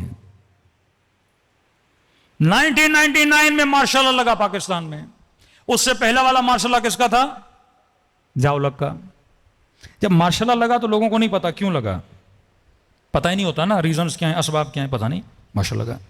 لیکن مقام تعجب یہ ہے کہ ضیاء الحق کے مارشل لا کے بعد سوویت یونین کے خلاف جہاد شروع ہو گیا، کیونکہ اگر پاکستان میں شاید کوئی جمہوری حکومت ہوتی وہ اجازت نہ دیتی۔ ماشاءاللہ رزلٹ سوویت یونین 1999 میں مارشل لا لگا، اور عجیب اتفاق ہے 2001 میں 9/11 ہو جاتا ہے۔ دین اگین پاکستان کو استعمال کیا جاتا ہے افغانستان میں۔ کڑیاں جوڑتے جاؤ، 1997 میں قیادت کو توڑا گیا پاکستان میں، اپنے لوگ استعمال ہوئے، گھٹیا ترین الزام لگائے، کیریکٹر لیس باتیں کی، جس کا نہ سر نہ پیر، پرسنل گارڈز کو یوز کیا گیا، چھوڑ دیں معاملات کو۔ قوموں میں قیادت کو مورلی گرایا گیا، کیوں؟ کیونکہ سب کو پتا ہے اگر قوم کے اندر مرکزیت رہی تو یہ قوم مضبوط رہے گی۔ ہدف ہے مرکزیت کو توڑا جائے۔ میرا تعلق کسی بھی تنظیم سے نہیں ہے، لیکن جو اصولی باتیں وہ اصولی باتیں ہیں۔ جب آپ یہ کہتے ہو میں ولی فقیہ کا مان، ولی فقیہ مطلب خط ولایت۔ میرے دل میں اگر امام زمانہ کے بعد کسی کی محبت ہے وہ آقا خامنہی کی ہے سب سے زیادہ، کیونکہ ولی فقیہ ہیں۔ خط ولایت کا مطلب کیا ہے کہ تو اس خط سے ادھر ادھر نہ جائے، اسی خط پہ باقی رہے۔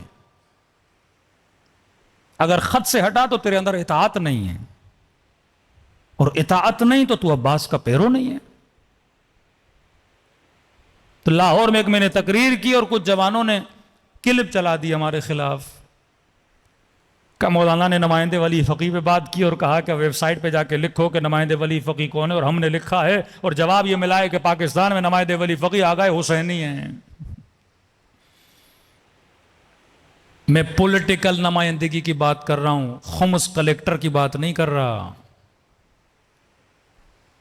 آغا حسینی ہوں یا آغا بہاؤالدینی ہوں، نمائندے رہبر ہیں پاکستان میں خمس لینے کے لیے، نمائندہ ہیں۔ اگر کوئی مقلد آقا خامنئی کا اور خاتون پہ شوہر ظلم کر رہا ہے، طلاق نہیں دے رہا، خلا اگر لینا ہے تو یہ نمائندہ خلا جاری کر سکتا ہے، یہ پاورز ہیں۔ کسی بھی ایسے نمائندے کو پاکستان کے پولیٹیکل معاملات میں مداخلت کرنے کی آقا خامنئی نے بھی اجازت نہیں دی ہے۔ اگر وہ مداخلت کرے بھی تو غلط ہے، سختی سے منع ہے رہبر کا۔ ایسے نمائندے ہندوستان میں بھی ہیں، لبنان میں، ان کی اجازت نہیں ہے۔ پاکستان کے پولیٹیکل معاملات کو ایک پاکستانی دیکھے گا، اس نمائندے کو رہبر معظم کی اخلاقی تائید حاصل ہوتی ہے، جس طرح حسن نصر اللہ کو اپنا لبنان میں۔ یہ چیز برداشت نہیں ہے کہ پاکستان میں شیعہ واحد بنے۔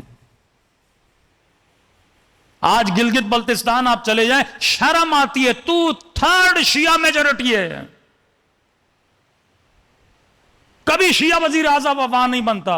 جمہوریت کا حق ہے، جب آپ 2/3 لیتے ہو تو آپ کا بندہ آنا چاہیے۔ ہمیشہ ایک نااہل ترین، بد کردار ترین بندے کو وہاں کا وزیر اعلیٰ بنایا جاتا ہے۔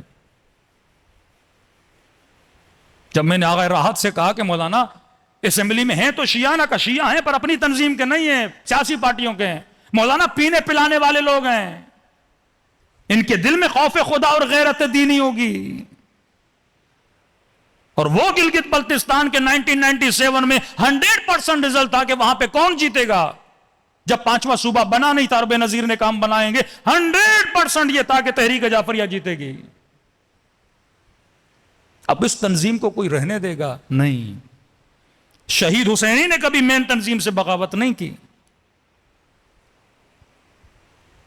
پولیٹیکل نمائندہ کون ہے؟ وہ مشخص ہے، اس میں کوئی دو رائے نہیں ہے۔ قبلہ راجہ ناصر صاحب کا بیان موجود ہے یوٹیوب پر کہ نمائندے ولی فقیہ پاکستان میں کون ہے، خود بتاتے ہیں وہ۔ ٹکٹ کے پیسے میں دیتا ہوں، قم چلے جاؤ، حرم معصومہ میں دیکھو کہ نمائندے ولی فقیہ کا دفتر کس کے نام پر ہے، مشہد میں جا کے دیکھو نمائندے ولی فقیہ کا دفتر کس کے نام پر ہے۔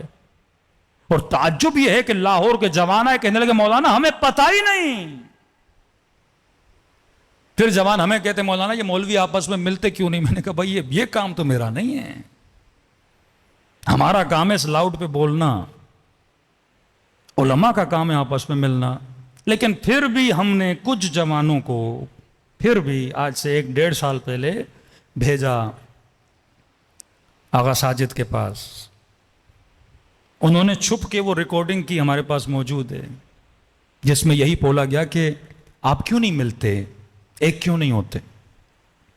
ان کا ایک جملہ بڑا لاجیکل تھا، انہوں نے کہا اتحاد وہ کرتا ہے جو جدا ہوتا ہے، میں تو الگ ہوا ہی نہیں، یہ بھی مجھے چھوڑ کے گیا، یہ بھی مجھے چھوڑ کے گیا، وہ بھی مجھے چھوڑ کے گیا، اور دور کھڑے ہو کے کہتے ہیں آپ اتحاد کرو، کہتے ہیں ٹھیک ہے میری شکل اچھی نہیں لگتی کوئی بات نہیں۔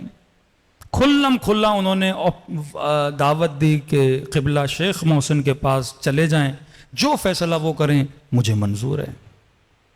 ہم نے ان پر بھی حجت تمام کی کہ قبلہ پارا چنار میں شیعوں کا خون بہے، کوئٹہ میں شیعوں کا خون بہے، گلگت بلتستان میں آج یہ حال ہے کہ ایک علم کی وجہ سے 11 جوان جیلوں میں بند کر دیے جاتے ہیں، سولجر بازار میں کیمپ لگا ہوتا ہے کہ شیعہ مسنگ پرسن کہاں سے آئے ہیں۔ دوسری چیز کہ ایسے ایسے لوگوں کو قومیات کا لیڈر بناؤ۔ اب کراچی میں ایسے ایسے لوگ قومیات، بعض لوگ، سب کی بات، ایسے ایسے قومیات والے بعض کراچی میں بنائے گئے جن کا فوٹو سیشن کے علاوہ کوئی کام ہی نہیں ہے۔ جہاں جا رہے ہیں کیمرہ والا بندہ ساتھ ہے، 10 فوٹو یہاں نکالے، 10 فوٹو یہاں نکالے، نہ سر پہ امامہ ہے نہ عالم ہے، کرپٹ بھی ہیں، اور بڑے بڑے مولویوں کو ان کے پاکٹس میں ڈالا جا رہا ہے، پیسے کے زور پر، مال کے زور پر۔ قومیں اس طرح تباہ ہوتی ہیں جب قوموں میں اتحاد نہیں ہوتا، اور یہ سوچ امام خمینی دے رہے تھے کہ جب تک ایک لیڈرشپ کے نیچے تم لوگ متحد نہیں ہوتے تب تک تمہارا ازالہ نہیں ہوتا۔ دوسرا یہ کہ مرجعیت حرف آخر ہے، حرف آخر ہے۔ اگر شیعت میں مرجعیت نہیں، کچھ بھی نہیں. ایک امریکہ کا مولوی جو پہلے امامہ پہنتا تھا ابھی امامہ اتار دیا. بعض ہمارے بے وقوف شیعہ چینل چلانے والے یوٹیوب پر ایسے لوگوں کو پروموٹ کر رہے ہیں. مولانا اہل سنت کو جواب دے رہا ہے، کل یزید آ کے جواب دے گا، شمر آ کے جواب دے گا، تو بٹھا دے گا اس کو. مولانا اچھا مناظرہ کرتا ہے اور اسی مناظرے کی آڑ میں ان ملنگوں کو کور کر کے پھر مرجعیت کے خلاف، پھر رہبریت کے خلاف وہ گفتگو کرتا ہے. یہ کمائی بھی تیرے لیے حرام ہے جو یوٹیوب پہ اس طرح تو کما رہا ہے، تفرقہ ڈال رہا ہے امت میں، اخباریت کو عام کر رہا ہے. تو شیعہ مکتب اصولیین کا مکتب ہے، یہ مفید کا مکتب ہے، یہ بابوے کا مکتب ہے، یہ شہید اول شہید ثانی کا مکتب ہے. اس قدر محنت کی گئی اس مکتب کے لیے، لیکن آج اسی اصولی مکتب کو بھی ٹھیس پہنچائی جا رہی ہے. ایک نقطہ ذہن میں رکھ لیجئے، divide and rule, divide and rule. جتنا توڑو گے اتنا ان پہ رول کر سکو گے. کہ ایک میں عوامانہ آپ کو مثال دے رہا تھا کہ اگر کراچی کا ایک مرکزی جلوس ہے، اگلا بندہ بولے کہ میں بھی جلوس نکالوں گا اور بولوں گا یہ مرکزی ہے، تیسرا بندہ بولے میں بھی جلوس نکالوں گا یہ مرکزی ہے، چوتھا بندہ بولے میں بھی جلوس نکالوں گا مرکزی ہے. اب نکال تو جلوس رہا ہے لیکن دشمنی کس سے کر رہا ہے؟ حیثیت ختم کر رہا ہے مرکز کی. آپ جتنے لیڈرز بنتے جاؤ گے کمزور آپ ہوگے، فائدہ دشمن کا ہوگا. آج شیعوں کا کوئی کراچی میں معاملہ ہوتا ہے، کس سے بات کی جاتی ہے؟ جب تک پاور کو سینٹرلائز آپ نہیں کرو گے اب تباہ ہو جاؤ گے. یہی حال پولیٹکس میں.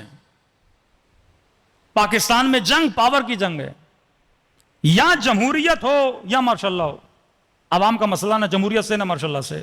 عوام کہتی ہے مجھے روٹی چاہیے، مہنگائی کم ہو جائے، لیکن ان دونوں کے بیچ میں ملک تباہ و برباد ہو جائے گا.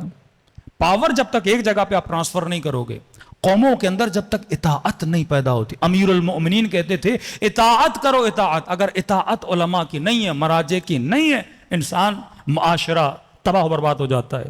تسبیح کی طرح نظم پیدا کرنا ہے تو اپنے اندر تسبیح کے دانوں کی طرح نظم پیدا کرو. صلوات پڑھے محمد و آل محمد پر.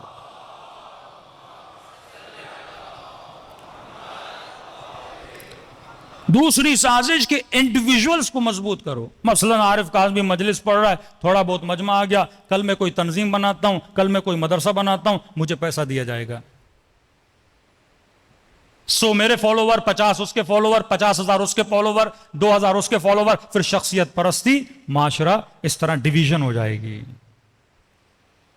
اور افسوس سے کہنا پڑتا ہے، میں تمام علماء کا احترام کرتا ہوں، لیکن اگر کوئی اصل شیعت کا انکار کرے، ہماری جو اصول ہیں، شیعہ انبیاء کو معصوم مانتے ہیں، ہمارا عقیدہ ہے نبی کبھی بھی گناہ نہیں کر سکتے. لیکن ایک لاہور کے عالم دین ہے، میں احترام کرتا ہوں، جب آپ تقریروں میں یہ بولیں گے کہ حضرت آدم نے گناہ کیا، یہ وہی وہابیت والی بات ہے. جب آپ نماز عید کے خطبوں میں یہ بولیں گے کہ قرآن میں صراحتاً حکم ہے کہ نماز جمعہ واجب ہے، اور یہ مراجع کیوں کہہ رہے ہیں کہ نماز جمعہ اختیاری ہے، یہ اٹیک مرجعیت پر ہے. 14 سال ہو گئے گاؤں گاؤں گلی گلی جاتے لوگوں کو مرجعیت کی طرف آنے کے لیے، اور ایک صاحب امامہ اگر مرجعیت کے لیے ایسے جملے بولے، اور پھر ایک مذاقن جوک بولا جائے کہ ایک ٹیچر کلاس کو چھوڑ کے چلا جائے اور جسے مانیٹر بنا کے جائے، اور اسٹوڈنٹس کو وہ یہ بولے جھوٹ میں کہ آج چھٹی ہے، سارے اسٹوڈنٹ نکل جائیں، اور بعد میں ٹیچر کو پتا لگے جس نے یہ بولا اسے بھی سزا دے گا، جو بھاگ گئے اسے بھی سزا دے گا. بولے کہ آج کے مراجع کا حال یہ ہے، الیاذ باللہ، کہ امام زمانہ نے ان کو مانیٹر بنایا اور انہوں نے جمعے کی چھٹی کرا دی. یہ نظریہ وہابیوں کا نظریہ ہے کہ قرآن کی ظاہری آیتوں پہ فتویٰ دینا. ہاں ایک حل ہے کہ آپ مرجعیت کا اعلان کریں پاکستان میں، بولیں میں مرجع ہوں، میں مجتہد ہوں، میرا فتویٰ ہے کہ جمعہ واجب ہے، پھر کوئی مسئلہ نہیں ہے، آپ کے مقلد جمعہ پڑھیں گے. آغا فاضل کے نزدیک شاید سر پانی میں جائے تو مثلا روزہ باطل نہیں ہوتا. یہ تھوڑی آغا فاضل آغا بہجت پہ تنقید کریں، آغا خامنئی پہ تنقید کریں، اس سے مرجعیت ختم ہو جاتی ہے. میں اگر مرجع نہیں ہوں، اگر میں نے مرجعیت کا اعلان نہیں کیا، مجھے حق نہیں ہے میں کسی مجتہد کی فتویٰ پہ تنقید کروں. ظواہر آیات قرآن پہ اگر حکم دینا ہوتا تو قرآن میں صریحتاً لکھا ہے، ابا حضرت آزر کو حضرت ابراہیم کا باپ بتایا گیا ہے، اور خدا کہتا ہے وہ کافر تھا. پھر آپ بھی مانو حضرت ابراہیم کے والد کافر تھے اگر ظواہر پہ حکم کرنا ہے. خدا کہتا ہے جو یہاں اندھا ہے وہ وہاں اندھا ہے، پھر بولو کہ جو یہاں اندھا ہے وہ وہاں اندھا ہے، ظاہر پہ حکم کرو. خدا کہتا ہے ید اللہ فوق ایدیہم، میرا ہاتھ ان کے ہاتھ کے اوپر ہے، پھر حکم دو. سینکڑوں احادیث ہیں چھٹے امام کے زمانے میں کہ امام نے لعنت بھیجی ان لوگوں پر جو جمعہ پڑھنے جا رہے ہیں. بعض ہمارے غالی غلات شیعہ جو بے وقوف ہیں وہ اس حدیث سے کیا سمجھتے ہیں کہ آج کے زمانے میں جمعہ پڑھنا حرام ہے. بعض پھر یہ نتیجہ نکالتے ہیں بنو عباس اور بنو امیہ کے زمانے میں جو جمعہ پڑھنے جاتے تھے، بنو عباس اور بنو امیہ نے اپنے مولوی مسجدوں میں لگائے تھے، ان کے پیچھے امام نے فرمایا جمعہ پڑھنا منع ہے. ہمارا عقیدہ ہے جب تک حکومت الہی یعنی امام زمانہ نہیں آتے تب تک جمعہ اختیاری ہے. حکومت معصوم کے انڈر جو جمعہ ہوگا وہ جمعہ کیا ہے؟ اب حدیث موجود ہے، آپ حدیث کا کیسے انکار کر سکتے ہو؟ اور آپ لطیفے پڑھو، مراجے کا مذاق اڑاؤ. چلو آپ نے ایک لطیفہ پڑھا ہے، ایک آج میں بھی سنا دیتا ہوں. کہتے ہیں رسول خدا اپنے اصحاب کے ساتھ گئے، ظہر کی نماز پڑھی. یہ حدیث ہے اہل سنت کی کتب میں، شیعہ میں، دونوں میں موجود ہے. نماز ظہر کی نماز پڑھی، نماز پڑھنے کے بعد انہوں نے اونٹ کا گوشت کھایا. اب وقت ہونے والا تھا نماز عصر کا. اب اونٹ کا گوشت کھانے سے آپ کو پتا ہے وضو کس چیز سے باطل ہوتا ہے؟ بدن سے ہوا خارج ہو جائے تو وضو باطل ہوتا ہے. انہوں نے اونٹ کا گوشت کھایا، کسی کی ہوا خارج ہو گئی. جب بدبو ہوئی، اب رسول ہے نا رحمت للعالمین، وہ تو کسی کو نہیں بولیں گے تو اٹھ کے جا وضو کر. نبی نے حکم فرمایا جن جن نے اونٹ کا گوشت کھایا ہے سارے جا کے وضو کریں. اب کل سے مولوی فتوا دے کہ جو بھی اونٹ کا گوشت کھائے گا اس کا وضو باطل ہے. حکمت ہوتی ہے کون سا حکم کس جگہ پہ کس لیے دیا گیا ہے. یہی حکمت بادشاہوں میں نہیں ہے. بعض جمعے کو حرام سمجھتے ہیں اور بعض نے کہہ دیا کہ جمعہ واجب ہے. ہاں مرجعیت کا میں بھی اعلان اگر کر دوں مرجعیت کا، پھر بھائی میرا فتویٰ ہے، میرے مقلد میرے فتوے پہ کیا کریں؟ عمل کریں. کسی کو حق نہیں ہے کسی مرجع کو کیا کرے؟ ٹوکے. اسی طرح رہبر کا ایک فتویٰ ہے اس کے مرجع عمل نہ کریں. آغا سستانی کا ایک فتویٰ ہے مرجع عمل کریں. مرجعیت شیعت کی بقا ہے، انبیاء کی عصمت ہمارا ایمان ہے. کسی نبی کا باپ کافر نہیں ہو سکتا. اگر آپ اس بات پہ آ گئے پھر علی بن ابی طالب کے لیے کیا بولو گے؟ یہی تو بولتے ہیں کہ جب ابراہیم کا باپ قرآن میں خدا کہتا ہے اس کا باپ آزر ہے وہ کافر ہے لیاذ باللہ، تب کہتے ہیں علی بن ابی طالب تو نبی نہیں ہے. ساری اساس ہمارے عقیدوں کی خراب ہو جاتی ہے. یہ سوچ اور فکر ہمیں ہونی چاہیے کہ جب ہم گفتگو کر رہے ہیں کہیں مکتب کو نقصان نہ دیں. صلوات پڑھیں محمد و آل محمد.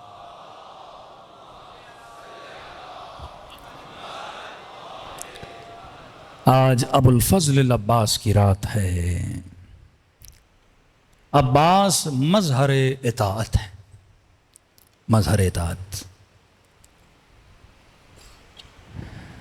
آپ کربلا جاتے ہو دو روزے دیکھتے ہو، ایک حسین کا روزہ ایک عباس کا روزہ.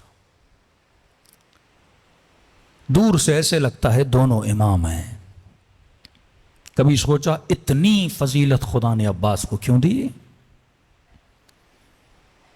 ادب کی وجہ سے، اطاعت کی وجہ سے. 2 محرم کا دن آیا، شمر نے حکم دیا کہ خیمے ہٹا دیے جائیں. کہتے ہیں غازی نے جیسے سنانا لشکر والے کہتے ہیں اتنا جلال ہم نے کبھی عباس کے چہرے پہ نہیں دیکھا. تلوار نکالی، لکیر کھینچی کہ اگر کسی میں جرت ہے تو لکیر کو پار کر کے دکھائے. امام حسین بی بی زینب کے خیمے میں گئے. فرمایا بہن زینب سنا ہے کہ عباس نے لکیر کھینچی ہے. کہا جی آقا، عباس کے ہوتے ہوئے کسی میں جرت ہے سیدانیوں کے خیموں کو ہاتھ لگائے؟ کہ زینب میں حسین جنگ نہیں چاہتا، میرا دل ہے کہ خیمے ہٹا دیے جائیں. کہ مولا پھر عباس کو بولیے نا. فرمایا زینب کہیں میرے شیر کا دل ٹوٹ نہ جائے.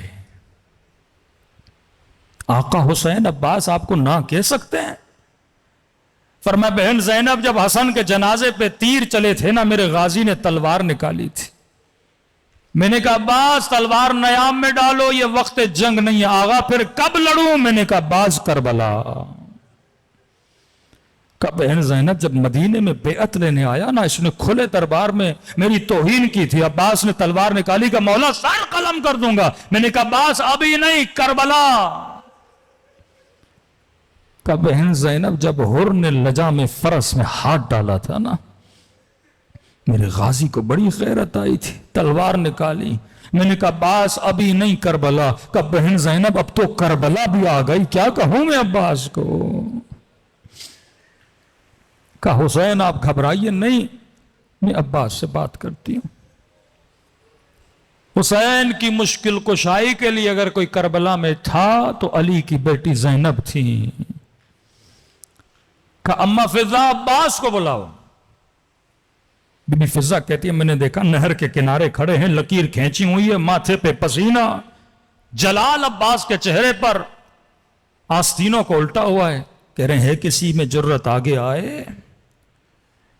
آواز دی آقا بی بی بلا رہی ہیں. کہتے ہیں آگے بڑھے. جی اما فضا. کہ آقا زادی زینب بلا رہی ہیں. کہ اسی وقت میں نے دیکھا عباس نے ادب کو ملحوظ خاطر آستینوں کو سیدھا کرنا شروع کیا، ماتھے کا پسینہ پوچھا، صبر کیا کہ جلال بیٹھ جائے، اور خیمے کے در پہ ایسے کھڑے ہوئے جیسے 4 سال کا بچہ ماں کے سامنے کھڑا ہوتا ہے. کہ آقا زادی اجازت ہے، آ جاؤ عباس. کہ زانوے ادب لگا کے بی بی زینب کے سامنے بیٹھے. جی میری آقا زادی. کہ عباس سنا ہے تو نے لکیر کھینچی ہے؟ جی آقا زادی کس کی جرت؟ خیام حرم کو ہاتھ بھی لگائے. کہ عباس سنا ہے تو نے دشمن کو للکارا ہے، کوئی آگے نہ آئے. جی میری آقا زادی میں نے للکارا ہے. کہ عباس دیکھو حسین یہ چاہتے ہیں کہ خیمے ہٹا دیے جائیں، لیکن عباس تو نے دشمن کو للکارا ہے. عباس میں نہیں چاہتی تو دشمن کے سامنے شرمندہ ہو. ایک کام کر تو خیمے کے اندر بیٹھ جا، میں اکبر کو بھیجتی ہوں لکیر مٹا کے آ جاتا ہے. عباس تو یہیں بیٹھ جا، میں اونا محمد کو بھیج دیتی ہوں.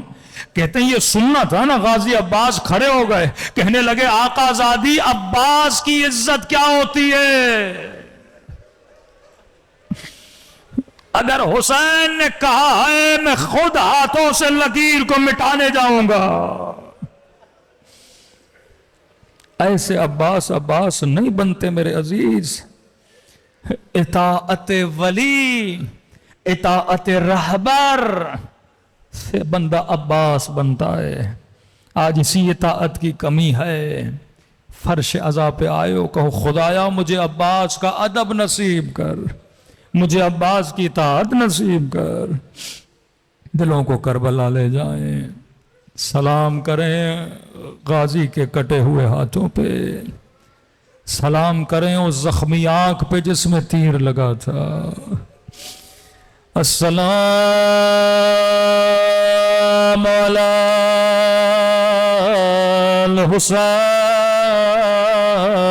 الحسین وعلی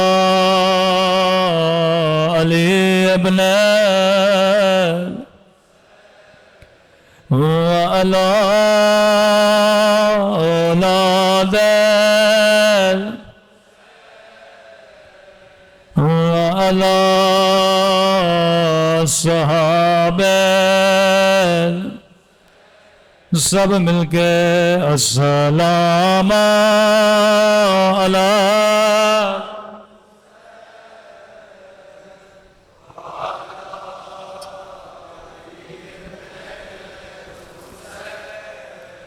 وعلى أولاد وعلى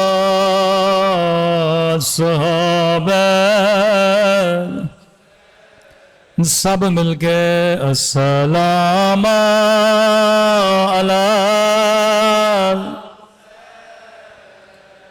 وعلى آل ابن وعلى أولاد وعلى صحابہ میرا سلام اس درد بھرے منظر پہ جب حسین گھوڑے سے اتر کے دو کٹے ہوئے بازو اٹھائے بازووں کو چوم کے کہا ابا میری کمر ٹوٹ گئے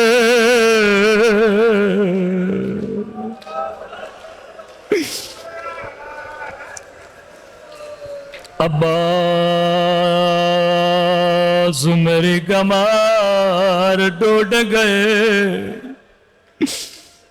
اے خدا یہ عزادار جو فرش عذاب پہ موجود ہے تجھے عباس کے کٹے ہوئے بازووں کا واسطہ ان سب کو عباس کی قبر کی زیارت نصیب فرما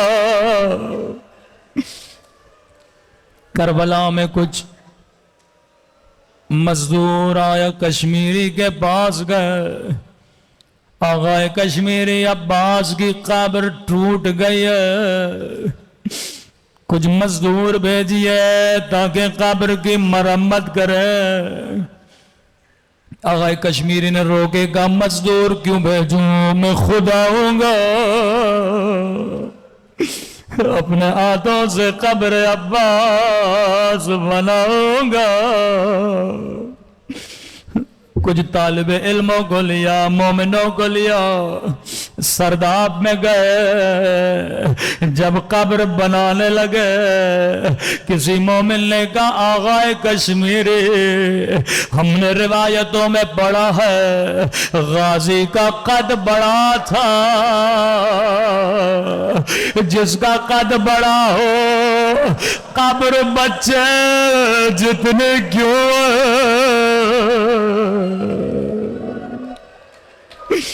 قدیمی مومن سمجھ گئے جیسے آغا کشمیری نے سنا زارو قدار رونے لگے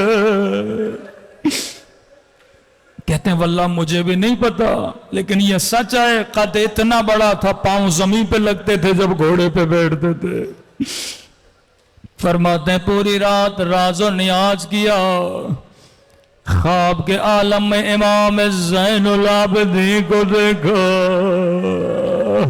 کہنے لگے کشمیری میرے عزاداروں کو بتا دو میرے چچا کا قد بڑا تھا جب میں نہر فرات پہ جنازہ اٹھانے گیا میں نے ہاتھ سینے کے نیچے دیے سینہ اوپر آیا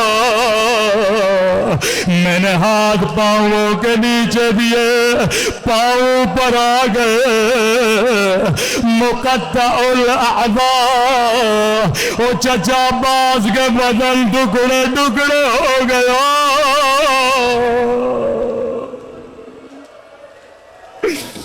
میں نے گٹھڑی باندھے تبھی عباس کی قبر چھوٹی ہے بڑا پیار کرتے تھے حسین عباس سے غازی عباس امام حسین کے پاس مولا اب مجھ سے برداشت نہیں ہوتا مولا اب سکینہ کی پیاس دیکھی نہیں جاتی فرمایا عباس جس طرح حسین کو تجھ پہ ناز ہے اس طرح زینب کو تجھ پہ بڑا ناز ہے۔ جس بھی شہید کا لاشا خیمے میں آتا تھا بیبیاں دوڑی دوڑی زینب کے پاس آتے تھے، بی بی ہماری چادر کا کیا ہوگا؟ زینب کہتی تھی جب تک عباس زندہ ہے کسی کی جرت نہیں خیموں میں آئے۔ عباس اگر زینب اجازت دے میں حسین نہیں روکوں گا۔ خیمے کے در پہ آئے، اجازت مانگی، زانوں میں ادب لگا کہ بی بی زینب کے سامنے بیٹھے، بی بی اجازت مانگنے آیا۔ عباس میں تجھے روکتی نہیں لیکن میری کچھ باتیں سنتا جا، جی میری آقا دادے۔ عباس بابا علی کے حکومت تھے، کوفے کا شہر تھا، میرا قافلہ بازار میں آنا چاہتا تھا، بابا نے فرمایا حسن رات ہونے دو، بازار بند ہونے دو، لوگوں کو گھروں میں جانے دو۔ عباس بازار بند ہو گئے، بابا علی میرے استقبال کے لیے آئے، اونٹ کی مہار تھامے، سواری چند قدم چلے، بابا نے کہا زینب اماری کا پردہ ہٹانا، میں نے پردہ ہٹایا، کہا زینب غور سے دیکھو یہ کوفے کا بازار۔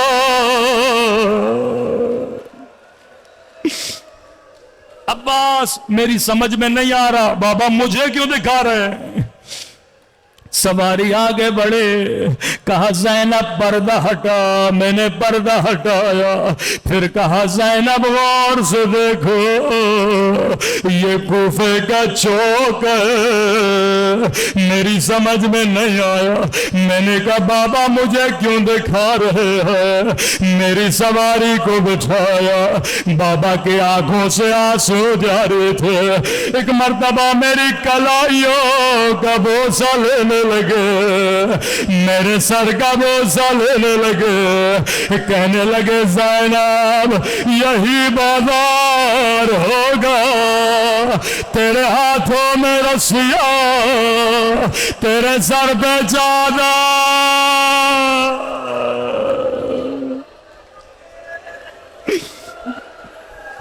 عباس میری سمجھ میں کچھ بھی نہیں آیا، میں نے کہا بابا امام ہو، علم غیب جانتے ہو، میں اعتراض نہیں کروں گے، لیکن بابا جس بھی بہن کا ایک بھائی ہو اسے بھی کوئی آنکھ اٹھا کے نہیں دیکھتا۔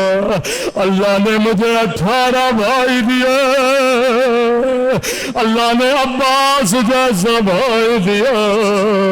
بابا نے کہا زینب حسن نہ رہیں گے، حسین نہ رہیں گے، عباس نہ رہیں گے۔ اب سنیں گے بی بی زینب نے کیسے خدا حافظ کیا کہ عباس کھڑا ہو جا، دونوں باہیں عباس کے گلے میں ڈالے، کہا خدا حافظ عباس۔ اب میں زینب سمجھ گئے میری چادر اترنے کا وقت قریب ہے، میرے ہاتھوں میں رسیاں۔